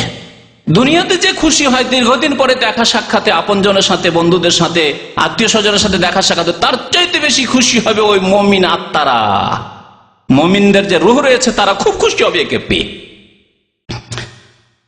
ফায়াসআলুনাহু, জিজ্ঞাসা করবে, যখন দুনিয়া থেকে আসলে নতুন নতুন এসেছে, জিজ্ঞাসা করে মাজা ফাআলা ফুলানুন, আচ্ছা আমাদের গ্রামের ওই যে একজন বৃদ্ধ ছিলেন, ওনার কি খবর, আর ভাইগুলির কি খবর, আরো যে আমাদের ভাই ছিল, ভাইয়ের কি খবর, অমুক ব্যক্তির কি খবর, অমুক মহিলার কি খবর, আমার দাদির কি খবর, ইত্যাদি ইত্যাদি, আমার বাবার কি খবর, কি বল আমার ছেলের কি খবর, আমার মেয়ের কি খবর, আমার নাতির কি খবর, এই জিজ্ঞেস করবে। অমুক সাহেবের কি খবর, অমুক নেতা চেয়ারম্যানের কি খবর, অমুক এমপির কি খবর। বলছে আরে ও তো মারা গেছে, মারা গেছে। বলছেন নবী করিম সাল্লাল্লাহু আলাইহি ওয়াসাল্লাম, ফায়াসআলুনাহু, আত্মারা জিজ্ঞাসা করে মাজা ফাআলা ফুলানুন ওয়া ফুলানুন, অমুক অমুকের কি হয়েছে, মাজা ফাআলা ফুলান, ফায়াকুলুনা দাউহু, তারা আবার আপোষে একে অপরকে বলতে লাগবে যে এত তাড়াহুড়া করিও না, এখন ছাড়ো, একটু আরাম তো করতে দাও। এখন চিন্তায় আছে, দুনিয়া ছেড়ে এসেছে, স্ত্রী ছেড়ে এসছে, কেউ কেউ স্বামী ছেড়ে এসেছে, কেউ ভাই বোন ছেড়ে এসছে, বাবা মা ছেড়ে এসছে, ধন দৌলত ছেড়ে এসছে, বাড়িঘর ছেড়ে এসছে, চাকরি বাকরি ছেড়ে এসছে। একটা চিন্তায়, দুনিয়ার চিন্তায় রয়েছে। দুনিয়ার দুশ্চিন্তায় এখন আছে, চিন্তা করছে যে আমার বাড়ির কি হইলো, হয় রে, কে দেখাশোনা করবে, আমার স্ত্রীকে দেখাশোনা করবে, আমার ছেলে মেয়েরকে দেখাশোনা করবে, আমার বৃদ্ধ বাবা মা ছিল তাদেরকে দেখাশোনা করবে, এইসব চিন্তায় ব্যস্ত আছে। একটু ওকে সময় নিতে দাও, ছেড়ে দাও, তাড়াহুড়া করিও না, এই জবাবগুলি পরে নেব। তারপরে জিজ্ঞাসা করে কি খবর, কি খবর। ফাইজা কালা আমা আতাকুম, তারপরে যখন আবার কথাবার্তা হইতে লাগে, একটু পরে আরাম বিশ্রামের পরে, তখন এ বলে যে নতুন গিয়েছে, নতুন মেহমান দুনিয়া থেকে গিয়েছে। সে বলে, আচ্ছা ও চেয়ারম্যান সাহেব আপনাদের কাছে আসেনি, ওই এমপি আপনাদের কাছে আসেনি, ওই আমার আব্বা আপনাদের কাছে আসেনি, ওই আমার ভাই আপনাদের কাছে আসেনি, অমুকের স্ত্রী আপনাদের কাছে এখানে আসেনি, দেখা সাক্ষাৎ হয়নি? বলছে না, তা তো আসেনি, এখানে কোনো খোঁজ খবর নাই। কালু জোহেবাবে হেলা উম্মে হেলা হাবিয়া, তাহলে বোঝা যাচ্ছে হাবিয়া নামক জাহান্নামে নিয়ে যাওয়া হয়েছে। হাবিয়া জাহান্নামের একটি নাম হচ্ছে, দোজখের নাম হচ্ছে হাবিয়া। যখন এখানে আসেনি চেয়ারম্যান সাহেব, এমপি সাহেব, মিনিস্টার সাহেব এখানে আসেনি, আরে মারা গেছে তো, অনেক দিন হয়ে গেল, আমার আগেই মারা গেছে, আসেনি, তাহলে ও জাহান্নামে চলে গেছে, জাহান্নামে চলে গেছে। তাহলে এর দ্বারা কি বোঝা গেল যে দুনিয়া থেকে যে যায় মেহমান, নতুন মেহমান দুনিয়া থেকে পাড়ি দিয়ে আখেরাতের দিকে যদি মমিন হয়, তাহলে মমিন আত্মার সাথে সাক্ষাৎ হয়। নবী করিম সাল্লাল্লাহু আলাইহি ওয়াসাল্লামের ওই হাদিসটি দ্বারাও এই বিষয়টি আরো প্রমাণিত হয়। একবার ফাতেমা রাদিয়াল্লাহু তাআলা আনহা নবী করিম সাল্লাল্লাহু আলাইহি ওয়াসাল্লাম মৃত্যুশয্যায়, ইন্তেকালের পূর্ব মুহূর্তে নবী করিম সাল্লাল্লাহু আলাইহি ওয়াসাল্লাম কানে কানে ফাতেমাকে একটু ইশারা করলেন, তোমার সাথে একটা কথা বলবো। কথা বললেন, একবার যখন কথা বললেন ফাতেমা রাদিয়াল্লাহু তাআলা আনহা তখন কান্না শুরু করলেন, কান্নায় ভেঙে পড়লেন তিনি। নবী করিম সাল্লাল্লাহু আলাইহি ওয়াসাল্লাম আরেকবার ইশারা করলে বললেন যে একটু কথা বলবো। কানটা এগিয়ে নিয়ে গেলেন ফাতেমা রাদিয়াল্লাহু তাআলা আনহা, নবী করিম সাল্লাল্লাহু আলাইহি ওয়াসাল্লাম আরেকবার কথা বলে ফাসাররা, তার সাথে চুপি সুরে কথা বলে কানে কানে কথা বললেন। সাথে সাথে একটু আগে কান্না করছিলেন ফাতেমা রাদিয়াল্লাহু তাআলা, হাসতে শুরু করলেন। এই দৃশ্য মা আয়েশা রাদিয়াল্লাহু তাআলা আনহা দেখছিলেন।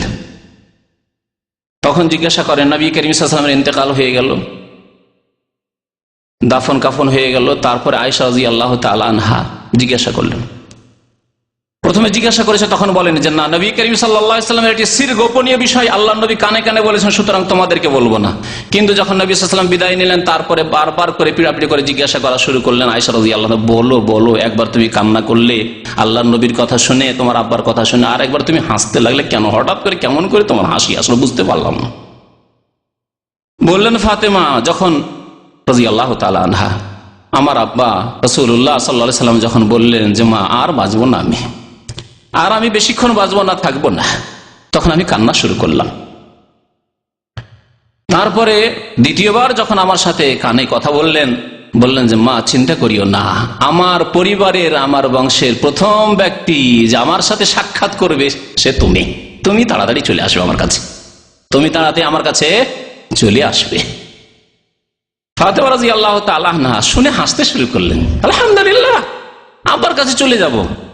কতদিন পরে তাঁর ইন্তেকাল হয়েছিল, আল্লাহ নবীর ইন্তেকালের বলতে পারেন কেউ? হ্যাঁ, মাত্র 6 মাস।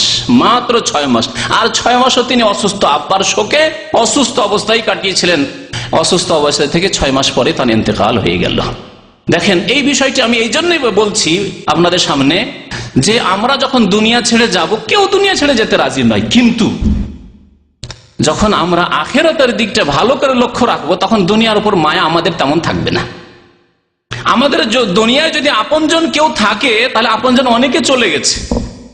যদি আমরা সৎ কর্মশীল হয়ে যাই, নেক আমল করে যাই, আল্লাহ যদি ভালো করে ইবাদতবন্দি করে যাই, আখিরাতে পাড়িয়ে দিই, তাহলে যদি ছেলে মেয়েদেরকে ছেড়ে যাই, তো আব্বা আম্মাকে পেয়ে যাব, দাদা দাদিকে পেয়ে যাব, নানা নানিকে পেয়ে যাব, অনেক ভাই ব্রাদার বন্ধু বান্ধবকে পেয়ে যাব, অনেক আলেম ওলামাকে পেয়ে যাব, আল্লাহর নেক বান্দাদেরকে পেয়ে যাব, তাদের সংসর্গ পেয়ে যাব। ফাতেমা রাদিয়াল্লাহু তাআলা হেসে দিলেন। অথচ তাকে যে বলা হল তুমি তাড়াতাড়ি চলে আসবে, তো এখানে একটা দিকেও আছে যে তুমি হাসানকে ছেড়ে চলে যাবে, হোসাইনকে ছেড়ে চলে যাবে, তোমার স্বামী আলীকে ছেড়ে চলে যাবে, এটা ঠিক নয় কি? মাত্র 6 মাস পরে ইন্তেকালের সুসংবাদ, যে তুমি তাড়াতাড়ি আমার কাছে চলে আসছো, তার মানে স্বামী ছেড়ে তুমি চলে আসবে। স্বামীর ওপর মায়া ছিল না? হাসান হোসেনের উপর মায়া ছিল না? মোহসেনের উপর মায়া ছিল না? অবশ্যই মায়া ছিল, তাদেরকে তুমি ছেড়ে চলে আসবে। কিন্তু আমি ছেড়ে যাব কোথায়? মুহাম্মদুর রাসূলুল্লাহ সাল্লাল্লাহু আলাইহি ওয়াসাল্লাম, আমার আব্বার কাছে চলে যাব। খুশি খুশি। তো আমাদের যদি ওইরকম অবস্থা, আমরা ঈমান তৈরি করতে পারি যে আলহামদুলিল্লাহ আমার ছেলে মেয়েকে যদি আমি এতিম করে চলে যাই, আমার স্ত্রীকে বিধবা করে চলে যাই, তা আমার দাদা দাদি চলে গেছে, কারো মা বাবা চলে গেছে, কারো আর কেউ আপনজন অনেক আত্মীয় স্বজন চলে গেছে, অনেক নেক মানুষরা যাদেরকে অন্তর থেকে ভালোবাসতো তারা চলে গেছে, তাদের সাথে থাকবো কি? তাদের সাথে থাকবো কি? আলহামদুলিল্লাহ। আসল বিষয় হচ্ছে ঈমান সুন্দর হওয়া আর আমল সুন্দর হওয়া। ঈমান এবং আমল সুন্দর যদি থাকে তো দুনিয়াতেও শান্তি রয়েছে, আর আখেরাতে গেলে তো শান্তি অবশ্যই রয়েছে। আসল শান্তি রয়েছে আখেরাতের শান্তি, কবরের জীবনের শান্তি, পরকালের শান্তি।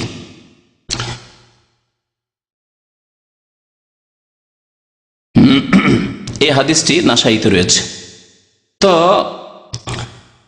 তারপরে আরেকটি বিষয়, সময় শেষ হতে আরেকটি বিষয় যেটা বলতে চাইছিলাম সেটা হচ্ছে যে কবরের আযাবের কারণ কি, কেন কবর আযাব হবে। নবী করিম সাল্লাল্লাহু আলাইহি সাল্লামের একটি হাদিসে রয়েছে এর মুখ্য কারণ শিরক। কয়েকটি কবরের পাশ দিয়ে নবী করিম সাল্লাল্লাহু আলাইহি সাল্লাম অতিক্রম করছিলেন, সেখানে আযাব হচ্ছিল, ওহীর মাধ্যমে নবী করিম সাল্লাল্লাহু আলাইহি সাল্লাম জানতে পারলেন। আর তারা ছিল মুশরিক, শিরক করে মারা গেছে। মনে রাখতে হবে এই ক্ষেত্রে যে কোনো কাবিরা গুনাহ হচ্ছে কবরের আযাবের কারণ। যে কোনো কাবিরা গুনাহ, শিরক করা, কুফরি করা, মুনাফিকি, নামাজ ত্যাগ করা, রোজা ছাড়া, যাকাত না দেওয়া, হজ ফরজ হয়েছে হজ না করা, হজ না করে মরে যাওয়া ইত্যাদিতে, মাতা পিতার সেবা না করা, মাতা পিতাকে কষ্ট দেওয়া, জেনা ব্যভিচার করা, মাদক দ্রব্যর ব্যবহার ইত্যাদি, যত রকমের খুন করা, যতগুলি গুনাহ রয়েছে, গীবত করা, চুগলখড়ি করা, পেশাব থেকে না বাঁচা, এর মধ্যে দু চারটি কাবিরা গুনহার কথা হাদিসে উল্লেখ আছে। বাকি মনে রাখতে হবে যে কোনো কাবিরা গুনাহই হচ্ছে কবরের আযাবের কারণ। সুতরাং কাবিরা গুনাহ থেকে সব সময় বেঁচে থাকতে হবে, আর সাগিরা থেকেও বাঁচাতে হবে। কারণ সাগিরা যদি ঘন ঘন হইতে লাগে, বেশি বেশি হইতে লাগে, সেটাই কাবিরাতে বড় গুনাহে পরিণত হয়ে যাবে, যেমন হাদিসে রয়েছে। সুতরাং ছোট গুনাহ থেকেও নিজেকে বাঁচিয়ে রাখতে হবে, কাবিরা থেকে তো অবশ্যই বেঁচে থাকতে হবে। কারণ কাবিরা গুনাহ মানুষকে ধ্বংস করে দেয়, মানুষকে ধ্বংস করে দেয়, মানুষের ঈমানকে ধ্বংস করে দেয়, মানুষের আমলকে ধ্বংস করে দেয়। তো নবী করিম সাল্লাল্লাহু আলাইহি ওয়াসাল্লামের একটি হাদিস রয়েছে শিরকের কথা, সেই হাদিসের একটা অংশ আপনাদেরকে শোনাই। নবী সাল্লাল্লাহু আলাইহি ওয়াসাল্লাম একবার মদিনায় একটি বাগানের পাশ দিয়ে যাচ্ছিলেন, নাজ্জার গোত্রের, বানু নাজ্জারের, আর চেপেছিলেন তিনি খচ্চরে। খচ্চর ঘোড়ার চাইতে ছোট হয় আর গাধার চাইতে বড় হয় খচ্চর। ওয়ানাহানু মাহু, সাহাবারা বলছেন আমরাও তার সাথে ছিলাম। যায়েদ বিন সাবিত রাদিয়াল্লাহু তাআলা বলছেন আমি সাথে ছিলাম। হঠাৎ করে খচ্চরটি লাফ দিয়ে উঠেছে, লাফ দিয়ে উঠেছে, নবী সাল্লাল্লাহু আলাইহি ওয়াসাল্লাম পিঠে চেপে আছেন, লাফ দিয়ে উঠেছে। ফাকাদাত তুলকিহি, এমন হে লাফ দিয়ে উঠেছে মনে হচ্ছে নবী সাল্লাল্লাহু আলাইহি ওয়াসাল্লামকে ফেলে দিবে পিঠ থেকে। ওয়াইজা আকবরুন সিত্তাতুন আও খামসাতুন আও আরবাতুন, আর সেখানে হয় 6টি বা 5টি বা 4টি কবর ছিল, বর্ণনাকারী সন্দেহ। নবী করিম সাল্লাল্লাহু আলাইহি ওয়াসাল্লাম জিজ্ঞাসা করলেন মান ইয়ারিফু আসহাব হাযিহিল আকবর, এই কবরবাসীদেরকে কে চেনে, এখানে কাদের কবর আছে, কারা এখানে আছে। ফাকালা রাজুলুন, একজন বলেন আমি চিনি। ফামাতা মাতা হাওলাই, জিজ্ঞাসা করেন নবী করিম সাল্লাল্লাহু আলাইহি ওয়াসাল্লাম যে এরা কখন মারা গেছে, বললেন কালু মাতু ফিল ইশরাকে, এরা শিরকের অবস্থায় মারা গেছে, এরা শিরকের অবস্থায় মারা গেছে। তাহলে পুতুল পূজার শিরক হোক, আর কবরে সেজদা করা শিরক হোক, আর কবরে খাসি মোরগ জবাই করা শিরক হোক, আর কবরে চাদর চড়ানোর শিরক হোক, আর কবরে গিয়ে ফরিয়াদ করা সন্তান চাওয়ার শিরক হোক, আর কবরে গিয়ে রোগ ভালো করার আশা করা এই শিরক হোক, আর তাবিজ বাঁধাই শিরক হোক, আর আল্লাহ ছাড়া অন্যের কসম করাই শিরক হোক, লোক দেখানো আমলের শিরক হোক, ছোট শিরক হোক আর বড় শিরক হোক, শিরক হচ্ছে মুখ্য কারণ কবরের আযাবের। এই হাদিসটি দ্বারা জানা গেল। নবী সাল্লাল্লাহু আলাইহি ওয়াসাল্লাম বললেন যে এরা কখন মারা গেছে, সাহাবী বললেন যে এরা শিরকের অবস্থায় মারা গেছে। তারপরে নবী করিম সাল্লাল্লাহু আলাইহি ওয়াসাল্লাম বললেন ইন্না হাযিহিল উম্মাহ তুবতালা ফি কুবুরিহা, এই উম্মতের লোকদেরকে কবরে পরীক্ষা করা হবে, এবং পরীক্ষার পরে যদি পরীক্ষা উত্তীর্ণ না হতে পারে, পাশ না করতে পারে, তাহলে তাদেরকে আযাব দেওয়া হবে। তারপরে নবী করিম সাল্লাল্লাহু আলাইহি ওয়াসাল্লাম বললেন যে তোমাদেরকে এখানে যে আযাব হচ্ছে আমি শুনতে পাচ্ছি। যদি এই আশঙ্কা, এই ভয় না থাকতো যে আমি যদি আজকে তোমাদেরকে শুনিয়ে দিই তো তোমরা কাউকে দাফনই করবে না, ভয়া দাফন করে ছেড়ে দেবে, লাশকে মাটিতে রেখে ফেলে দেবে, যে মাটির নিচে দিবই না, বাবা মারা গেছে মাটির উপর ফেলে রেখে দিবেন, পচবে সরবে। মা মারা গেছে রেখে দিবেন, স্ত্রী মারা গেছে রেখে দিয়ে দিবেন, স্বামী মারা গেছে রেখে দিবেন ভয়ে। যদি তোমাদেরকে কবর অবস্থা শুনিয়ে দিই, মুসলিম শরীফের হাদিস বলছেন নবী সাল্লাল্লাহু আলাইহি ওয়াসাল্লাম, আল্লাহ তাদাফানু, আমার এই আশঙ্কা ভয় যদি না হইতো যে তোমরা দাফন করা ছেড়ে দিবে, মাইয়াতকে মৃতকে দাফন করা ছেড়ে দিল্লাহ তাআউতুল্লাহ, তবে আল্লাহর কাছে আমি দোয়া করতাম আইয়ুসমিআকুম মিন আযাবিল কবরি আল্লাযী আসমা মিনহু, যেই কবরের আযাব আমি শুনতে পাচ্ছি, এই পশু এই খচ্চর শুনতে পাচ্ছে, সেটা তোমাদেরকেও শোনাই দিতাম। কিন্তু ভয় যদি তোমরা শুনতে পাও তো এত ভীত সন্ত্রস্ত হয়ে যাবে যে কেউ কাউকে দাফন করবে না, মাটিতে দাফনই করবে না।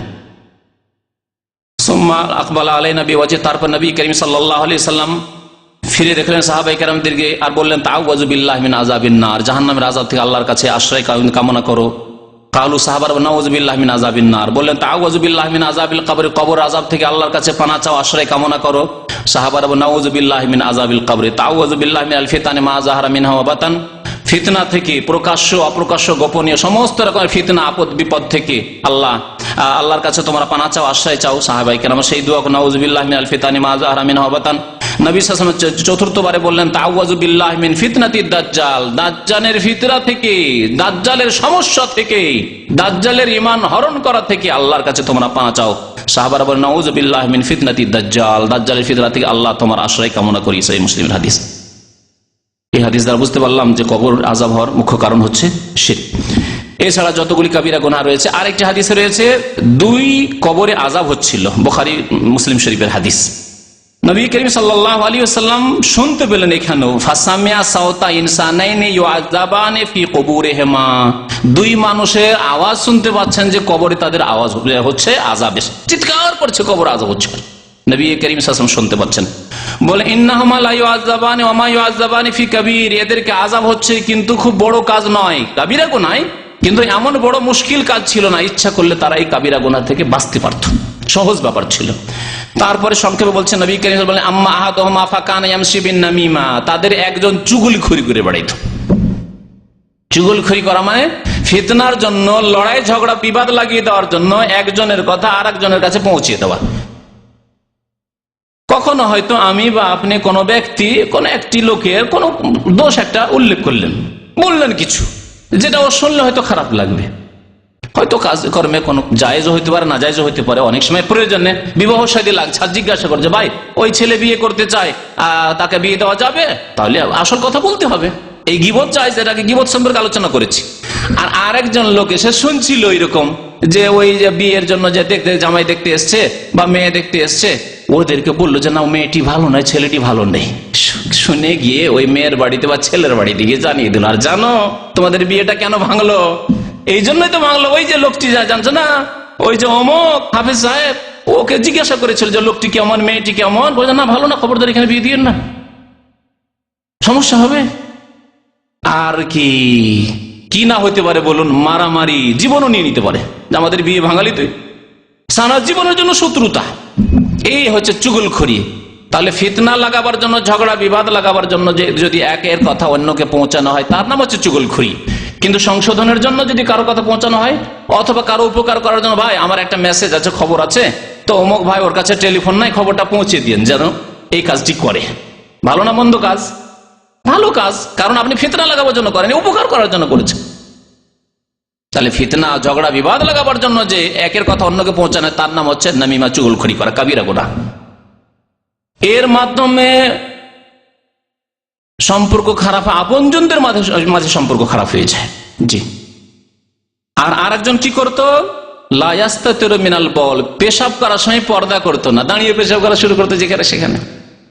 এক শ্রেণীর প্যান্ট পরা লোকের আছে, দাঁড়িয়ে যেখানে সেখানে পেশাব করছে, অথবা বসে করলেও দেখবেন নদীর আশেপাশে, নদীর পাড়ে যারা বাস করে তারা কি করে, হ্যাঁ, নদীর পাড়ে কত লোক আসছে আর যাচ্ছে, আর মাথা নিচে করে পায়খানে বসে গেছে, দেখেছেন এরকম দৃশ্য? যেখানে নদী আছে, নদী এলাকার লোকেরা সব জানে, মাথা নিচে করে, চোখে চোখে না দেখলি হলো, 4 চোখে এক জায়গায় না হইলি হলো, বসে গেছে, পেশাব পায়খানা করতে বসে গেছে, আর ওদিকে দুঃখ দেখা দেখে না, সবাই দেখছে তাকে। যেটি হচ্ছে কাবিরা গুনাহ, কবর আযাবের কারণ।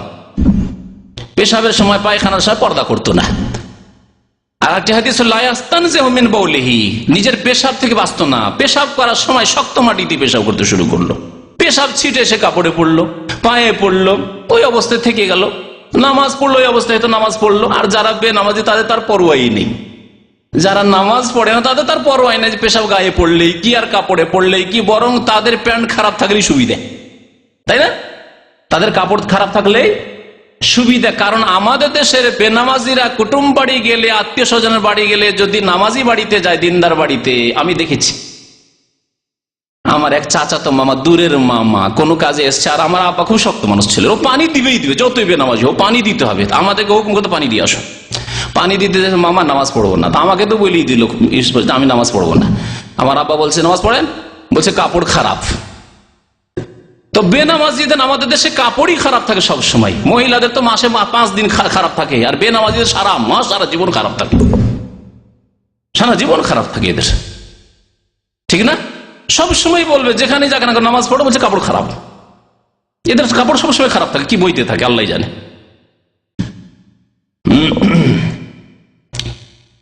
তো নবী করিম সাল্লাল্লাহু আলাইহি সাল্লাম এই হাদিসে কবরের আযাবের কারণের কথা উল্লেখ করলেন। এছাড়া আরেকটি বিষয় আছে, কিন্তু 10টা বেজে গেছে, গুরুত্বপূর্ণ বিষয়, খুব সংক্ষেপে আমি বলে দিচ্ছি বিষয়টি। সেটা হচ্ছে কবরের আযাব সম্পর্কে যার সন্দিহান, দেখতে পায় না কেমন করে মানব। যারা ইসলামের ধারে না, জাতিতে মুসলমান, নামে মুসলমান, তাদের সন্দেহ এইরকম স্বাভাবিক ব্যাপার। দেখতে পাই না কেমন করে বিশ্বাস করবো কবরের আযাব হচ্ছে না হচ্ছে না? হুজুরদের কথা, আরে হুজুরদের কথা না, হুজুরদের হুজুর, আপনাদের হুজুর মুহাম্মদ রাসূলুল্লাহ সাল্লাল্লাহু আলাইহি সাল্লামের কথা। যাকে কাফের আবু জাহাল, আবু লাহাব, যারা ঈমান নিয়ে আসেনি, তারাও বলেছিল আস-সাদিক আল আমিন, চিরসত্য এবং বিশ্বস্ত, তারা এই উপাধি দিয়েছিল মক্কার কাফেররা। যদি কালেমা লা ইলাহা ইল্লাল্লাহ তিনি না নিয়ে আসতেন তাদের কাছে, তাহলে তারা তাকে সাদেক আমিন এই উপাধি দিয়েছিল, এবং টাকা পয়সা আমানত সব জমা রাখতো নবী করিম সাল্লাল্লাহু আলাইহি ওয়াসাল্লামের বাড়িতে। তিনি বলেছেন। তো এই বিষয়টি খুব সংক্ষেপে বলে দিচ্ছি, এই সন্দেহ কেমন করে দূর করে। প্রথম কথা এই সংবাদ দিয়েছেন চিরসত্যবাদী যিনি মুহাম্মদুর রাসূলুল্লাহ সাল্লাল্লাহু আলাইহি ওয়াসাল্লাম। কোরআনে ইঙ্গিত রয়েছে, আয়াতগুলি বলেছি আর ফিরাচ্ছি, আর হাদিসে স্পষ্ট রয়েছে যে কবরে আযাব হয়, কবরে নিয়ামত হয়। সৎ লোকদের জন্য আল্লাহর নিয়ামত রয়েছে, অসৎ লোকদের জন্য আযাব রয়েছে। দ্বিতীয় বিষয় হচ্ছে যে ঈমানের একটি মৌলিক শর্ত হচ্ছে না দেখে বিশ্বাস করা। আল্লাযীনা ইউমিনুনা বিল গায়ব, আল্লাহ সূরা বাকারা প্রথম দিকে বলেছেন না দেখে ঈমান নিয়ে আস।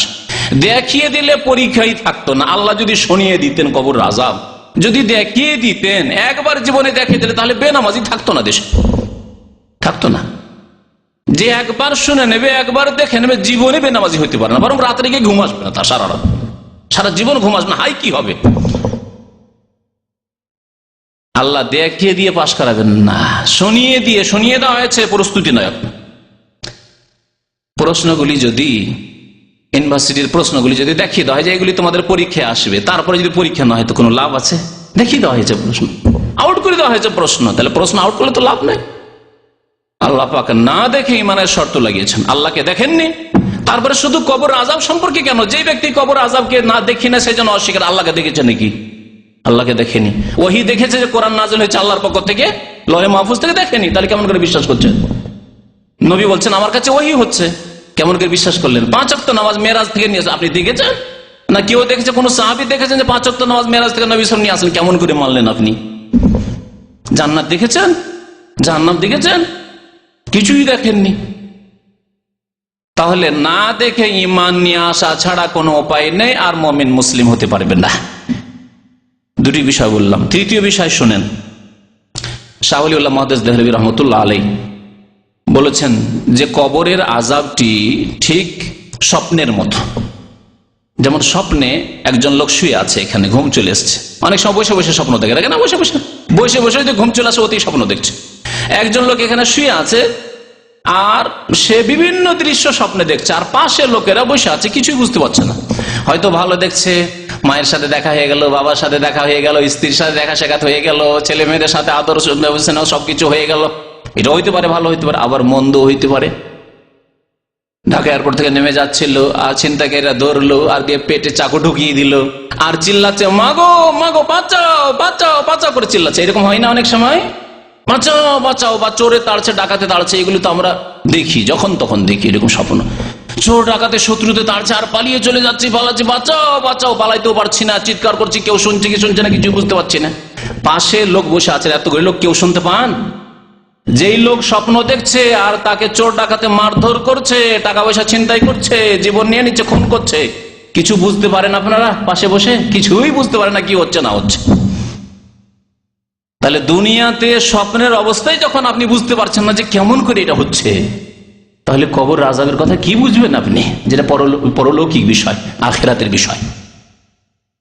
4 নম্বরে একটি কথা বলে শেষ করে দেবো, সেটা হচ্ছে দুনিয়ায় বহু জিনিস রয়েছে, অনেক বিষয় রয়েছে বা অনেক বস্তু রয়েছে যে সম্পর্কে আমরা না দেখে বিশ্বাস করি, না দেখে বিশ্বাস করি। বিদ্যুৎ দিয়ে শুরু করি। বিদ্যুৎ, এই যে তারের মধ্যে কি আছে? কারেন্ট আছে, দেখতে পাচ্ছেন কারেন্ট? আচ্ছা, এখন না হয় লাইট জ্বলছে, লাইট যদি না জ্বলে, এমনি কারেন্টের তার, বিশ্বাস করছেন না করছেন না যে এতে কি আছে? কারেন্ট আছে, বিশ্বাস করছে, যেখানে কারেন্ট সাথে জড়ানো আছে তার, বিশ্বাস করছেন আপনারা একবারে 100% বিশ্বাস এর মধ্যে কারেন্ট আছে। তারপরে আবার 110 220 কোন একটা আছে, হয় 110 আছে না হয় 220, তাও বিশ্বাস করছেন। আপনি কোনদিন দেখতে পাচ্ছেন তারের মধ্যে যে 110 লেখা আসছে আর 220 লেখা আসছে, বিশ্বাস করছেন না। তারপরে এটাও বিশ্বাস করছেন যে এতে যদি হাত দিই তাহলে আমাকে ধরে নেবে, মেরে দিবে, জীবন চলে যাবে, বিশ্বাস করছেন আপনি। এটাও বিশ্বাস করছেন যদি আমি বিশেষ অবস্থায়, যারা ইলেকট্রিশিয়ান তারা বেশি বুঝি, বিশেষ অবস্থায় থাকি, কিসের? শুকনো কাঠের ওপর পা দিয়ে, শুকা কাঠের ওপর পা দিয়ে যদি থাকি আর যদি কারেন্টে হাত দেয় তো ধরবে? ইঞ্জিনিয়ার সাহেব ধরবে কি?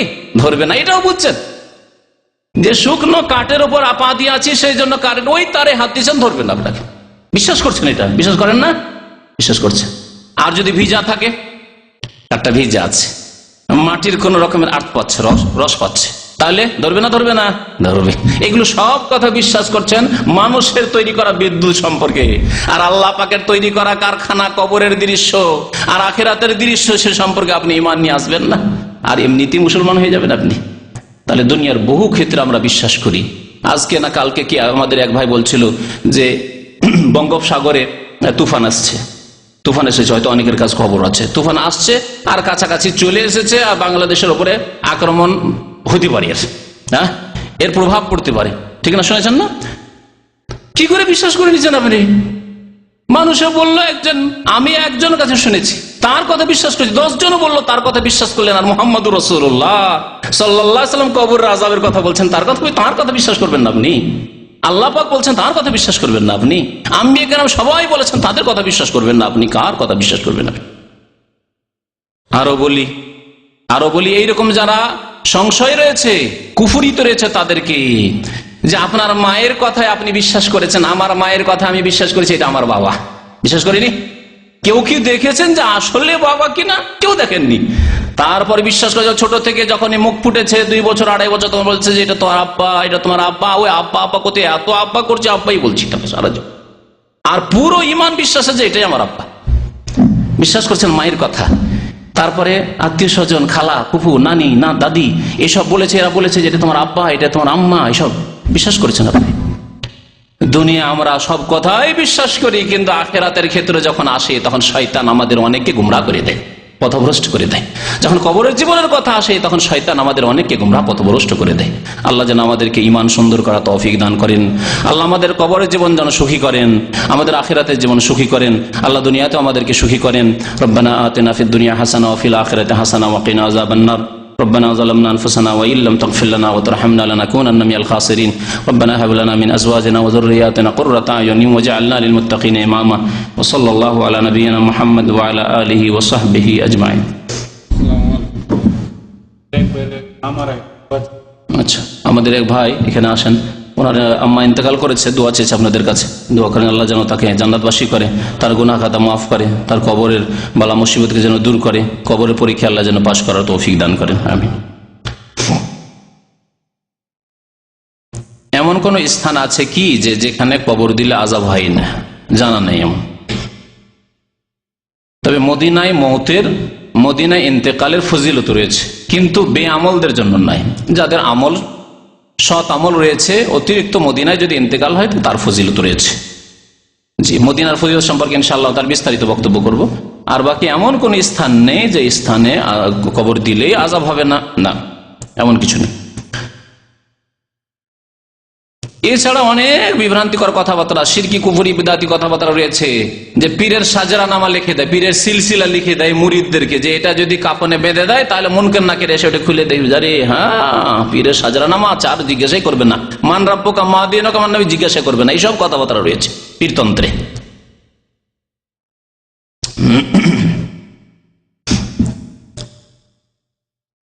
বিশেষ কোন ব্যক্তির কবরকে কি কবর বলবো না? না, প্রত্যেকের কবর কবর। আমি একটি বিষয় আছে, দীর্ঘদিন আগের আলোচনা আছে, নবী করিম সাল্লাল্লাহু আলাইহি ওয়াসাল্লামের কবরকেও সাহাবায়ে কেরাম সবাই কবর বলতেন। আবু বকরের কবরকে কবর বলতেন, ওমরের কবরকে কবর বলতেন, সবার কবরকে কবর বলতেন। সুতরাং আল্লাহর নবীর কবরকে রওজায়ে পাক বলা বিদআতি কথা, আর পীরদের কবরগুলিকে মাজার বলা বিদআতি কথা, আর গরিব মিসকিনদের কবরগুলিকে কবর বলা শুধু ভ্রান্ত কথাই। সবগুলি কবর, সবগুলি কবর। জি, কবরে আজান দিলে নাকি আযাব হয় না? হ্যাঁ, এটি নতুন মতবাদ আহমদ রেজা খান বেরেলভী ভারত থেকে চালু করেছে, আজকে থেকে প্রায় 40 থেকে 50 বছর আগে। আর তার একটা ছোট্ট পুস্তিকা আছে আজানুল কবর। আর এই মুশরিক বিদাতি যে কবর পূজাকে ধর্ম বানিয়েছে, সে কোরআন এবং হাদিসকে বিকৃত করে বলছে যে কোরআন হাদিসে আছে কবরে সিজদা করার কথা, কবরওয়ালার কাছে দোয়া করার কথা। এই দলটি বাংলাদেশে বিভিন্ন জায়গায় আছে, যারা নিজেদেরকে রেজভি বলে অথবা সুন্নি বলে, আহলে সুন্নাত ওয়াল জামাত বলে, কিন্তু তারা আহমদ রেজা খানের উম্মত। তাদের আকীদা যে কবরে আজান দিতে হবে, নবী করিম সাল্লাল্লাহু আলাইহি ওয়াসাল্লাম থেকে কোনো এর প্রমাণ নেই। আমার সময় বেশি হয়ে যাচ্ছে, না হলে আমি বলতাম। আমার ছাত্র জীবনের শেষ বছর ছিল, দাওরাতে পড়াশোনা করতাম, তখন একবার ওইরকম এক বিদাতি মোল্লা কোন আলেম না আধা মুন্সি আর কি, তো মুন্সি এসে এক গ্রামে কবরে আজান দিতে শুরু করেছে। ওই বেরেলভী এলাকায় এসেছে, আজান দিতে শুরু করেছে। তারপরে ওখানকার শিক্ষিত লোকেরা ছিল, যারা নতুন লেগেছে, যদিও তারা বেরেলভী তবু নতুন লেগেছে, প্রথম ওই এলাকায় আজান হয়েছে, তখন ওরা দৌড় দিয়ে চলে এসেছে আমাদের ওই মাদ্রাসা, যে মাদ্রাসা আমি ফারিগ হই। 1982 বা 81 ঘটনা, 1981 অথবা 82 ঘটনা। তো তারপরে আমাদের এক ওস্তাদ গেলেন, তার সাথে আমাকে নিলেন, যে বুখারী মুসলিম এগুলো হাদিসগুলো নিয়ে যেতে হবে। আর আমি আলহামদুলিল্লাহ পড়াশোনা ভালো বলছে, একটা ছেলে নিয়ে আর একজন ওস্তাদ গেলাম ওখানে। ওরা জানতে পেরেছে যে আলেম আনতে গিয়েছে, তার আগেও মোল্লা পালিয়ে গেছে নেই। তো ওই গ্রামে গিয়ে আলোচনা হইলো, আর সেখানে হাদিসগুলো খুলে দেখানো হলো। আজান শুধু নবজাত সন্তান, যে নতুন জন্ম হয়েছে বাচ্চার, এই শিশুর কানে আজান দেওয়ার হাদিস আছে, এছাড়া নামাজের আজান আছে, আর কোনো আজান নেই। আমাদের ঝড় তুফানে আজান দেয়, তাই না? ঝড় তুফানে আজান, যখন ঝড় তুফান ঘূর্ণিঝড় হয়, কত যে ছোট কালে আজান দিয়েছি। আমার আব্বা আজান দিতেন, কিন্তু আমার মামার বাড়িতে দেখতাম মামাতে বাইরে আজান দিচ্ছে, সবাই আজান দিচ্ছে, আমিও আজান দিতাম। এসব বিদাতি কাজ, এসব বিদাতি কাজ। কবরে কোনো আজান নেই। কবর যদি সুন্দর করে খনন করা হয়, সেটা নাকি সৎ লোকের আলামত। কেমন কথা? সুন্দর করে খনন মানে কবর খনন করতে গিয়ে যদি ভুসড়ে না পড়ে, এটা বলতে চেয়েছেন মনে হয় নাকি? না, এমন কিছু নাই। নরম মাটি থাকলে, বর্ষাকাল থাকলে, আর ইন্ডিয়া বাংলাদেশের জমি হলে এমনিতে ভালো ভালো সৎ মানুষের কবর ভুসে পড়বে। মাটি কি আর কি বুঝবে যে এটা সৎ লোকের কবর? তা ভুসলিতে দিতে হবে না, আর অসৎ লোকের তো ভুসলে যেতে হবে, ওর যেটা কাজ করবে। আর যদি কবর ভেঙে পড়ে যায় অথবা পানি উঠে, তা না অসৎ হওয়ার কারণ না, এসব মিথ্যা কথা, সব ভুল কথা, ভুল কথা। বর্ষাকাল যখন থাকবে উঁচু জায়গায় কবর দেন, এবং কবরস্থানে কবর দেন, কবরস্থানে একটু উঁচু জায়গায় করেন, নিচু জায়গায় যাতে না হয়। আল্লাহর ওলি যদি কবরের পাশ দিয়ে যায় তখন নাকি আযাব হয় না, ডাহা মিথ্যা কথা, ডাহা মিথ্যা কথা। নবী করিম সাল্লাল্লাহু আলাইহি ওয়াসাল্লাম চাইতে আল্লাহর বড় ওলি কে ছিল? ওলি মানে দোস্ত, তো আল্লাহর অন্তরঙ্গ বন্ধু। ওলির চাইতে বড় উপাধি হচ্ছে খালিল। খালিল মানে অন্তরঙ্গ বন্ধু, খালিল মানে অন্তরঙ্গ বন্ধু। আল্লাহ পাক মাত্র 2 নবীকে খালিল বলেছেন, আর কাউকে খালিল বলেননি। ইব্রাহিম আলাইহিস সালাম আর মোহাম্মদ রসুল্লাহ সাল্লাম, মোহাম্মদ রসুল্লাহ হাদিস তো পড়ে শোনাইলাম, মুসলিম শরীফের হাদিস, যে 6টি কবর বা 5টি কবর ছিল বা 4টি কবর ছিল, আর সেখান দিয়ে যাচ্ছেন নবী করিম সাল্লাল্লাহু আলাইহি ওয়াসাল্লাম, আর আরেকটি ঘটনায় 2টি কবর ছিল, তাদের আযাব হচ্ছে। আল্লাহর নবী, দুনিয়ার সবচেয়ে বড় ওলি, আল্লাহর অন্তরঙ্গ খালিল, তিনি যাচ্ছেন আর কবর আযাব হচ্ছে, বন্ধ হচ্ছে না। তাহলে এইসব ভণ্ড ওলি যারা ওলিয়া ও শয়তান, কিন্তু নিজে ওলি দাবি করে বসে আছে, তাদের ফজিলত কোত্থেকে পেলেন আপনি? সত্যিকার ওলি যদি এই উম্মতের হয়, শ্রেষ্ঠ ওলি আবু বকর সিদ্দিক, আবু বকর, ওমর, ওসমান, আলী, এইভাবে ওলি চিনতে শেখেন, ওলিকে চেনেন এবং তাদের সাথে মহব্বত করুন এবং তাদের অনুসরণ করুন, তাদের পথে চলুন। আর ভণ্ডদেরকে ওলি বানিয়ে বসে আছেন।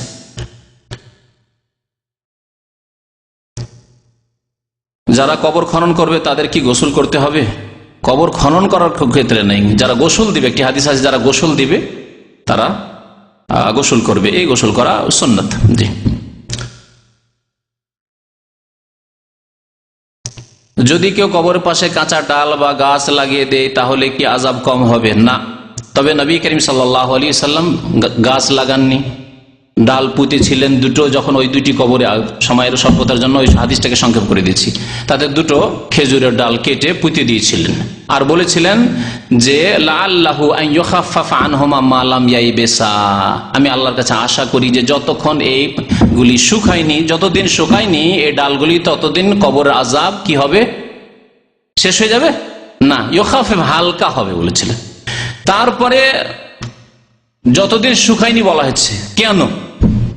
কে বলছে যে তসবিহ তাহলিল করতে আছে সেজন্য? এটা নিজের আবিষ্কার, নবী সাল্লাল্লাহু আলাইহি ওয়াসাল্লাম কথা বলেননি, কিন্তু এটা নিজের আবিষ্কার। অনেকে এই ব্যাখ্যা করতে চেষ্টা করেছে যে যেহেতু ডাল তসবিহ করছে, সেজন্য যতক্ষণ তসবিহ হইতে থাকবে ততক্ষণ কি হবে?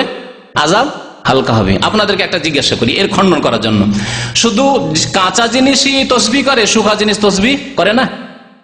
বলুন। আল্লাহ কোরআনে কি বলেছেন? ওয়াইন মিন শাইইন ইল্লা ইউসাব্বিহু বিহামদিহি, পৃথিবীতে যে কোনো বস্তু, বস্তু শুকাও হয়, কাটাও হয়, পিলারও তসবিহ করছে, মাইকও তসবিহ করছে, স্ট্যান্ডও তসবিহ করছে, লাইটও তসবিহ করছে, মানুষও তসবিহ করছে, জিনও তসবিহ করছে, ঘড়িও তসবিহ করছে, চন্দ্র সূর্যও তসবিহ করছে, পাহাড় পর্বত, শুকনো পাথর, তাও তসবিহ করছে। ওয়াইন মিন শাইইন ইল্লা ইউসাব্বিহু বিহামদিহি, শুকা ডালও তসবিহ করছে, কাঁচা ডালও তসবিহ করছে, পাতাও তসবিহ করছে, শুকা পাতাও তসবিহ, সব তসবিহ করছে, কাপড়ও তসবিহ করছে। আল্লাহর কথা এটি সত্য।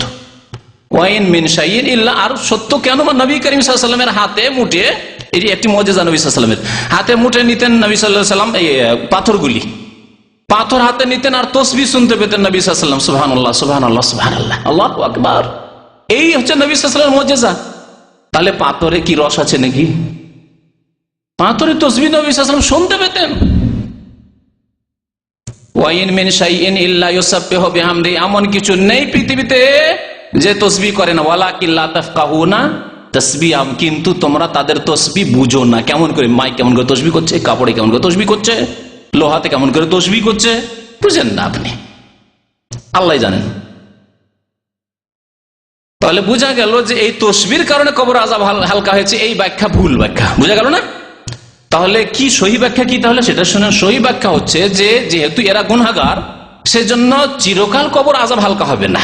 তো নবী করিম সাল্লাল্লাহু আলাইহি ওয়াসাল্লাম দোয়া করলেন এবং যে ডাল গেড়ে দিলেন, এই যে কদিন ডালটা শুকা থাকবে সে কদিন হালকা থাকবে, তারপরে কবর আযাব তাদের যেহেতু কাফারা হইতে হবে, পাপ করেছে, পাপের শাস্তি পেতে হবে না, যে পাপের শাস্তি আবার চলতে থাকবে, তারপরে পাপ শেষ হয়ে গেলে তখন মাফ হয়ে যাবে। পাপের শাস্তি যখন শেষ হয়ে যাবে তখন মাফ হয়ে যাবে, হালকা হয়ে যাবে। এই জন্য একটি কথা বলতে গিয়ে ছুটে গেছে, সেটা আবার বলে দিচ্ছি যে কবর আযাব, শুরুতে বলেছিলাম কবর আযাব 2 প্রকার, এক হচ্ছে স্থায়ী আযাব আর একটা হচ্ছে অস্থায়ী আযাব। স্থায়ী আযাব কাফের, মুশরিক, মুনাফিকের জন্য, আর যারা ইসলাম বিনষ্টকারী কোনো কাজ, এর আগে 2 সপ্তাহ আগে বক্তব্য করেছি, ইসলাম নষ্ট করে দিল যারা, বেনামাজি, ইসলামের কোনো কিছু অস্বীকার করলো, কবর আযাবকে অস্বীকার করলো, কাফের হয়ে গেল।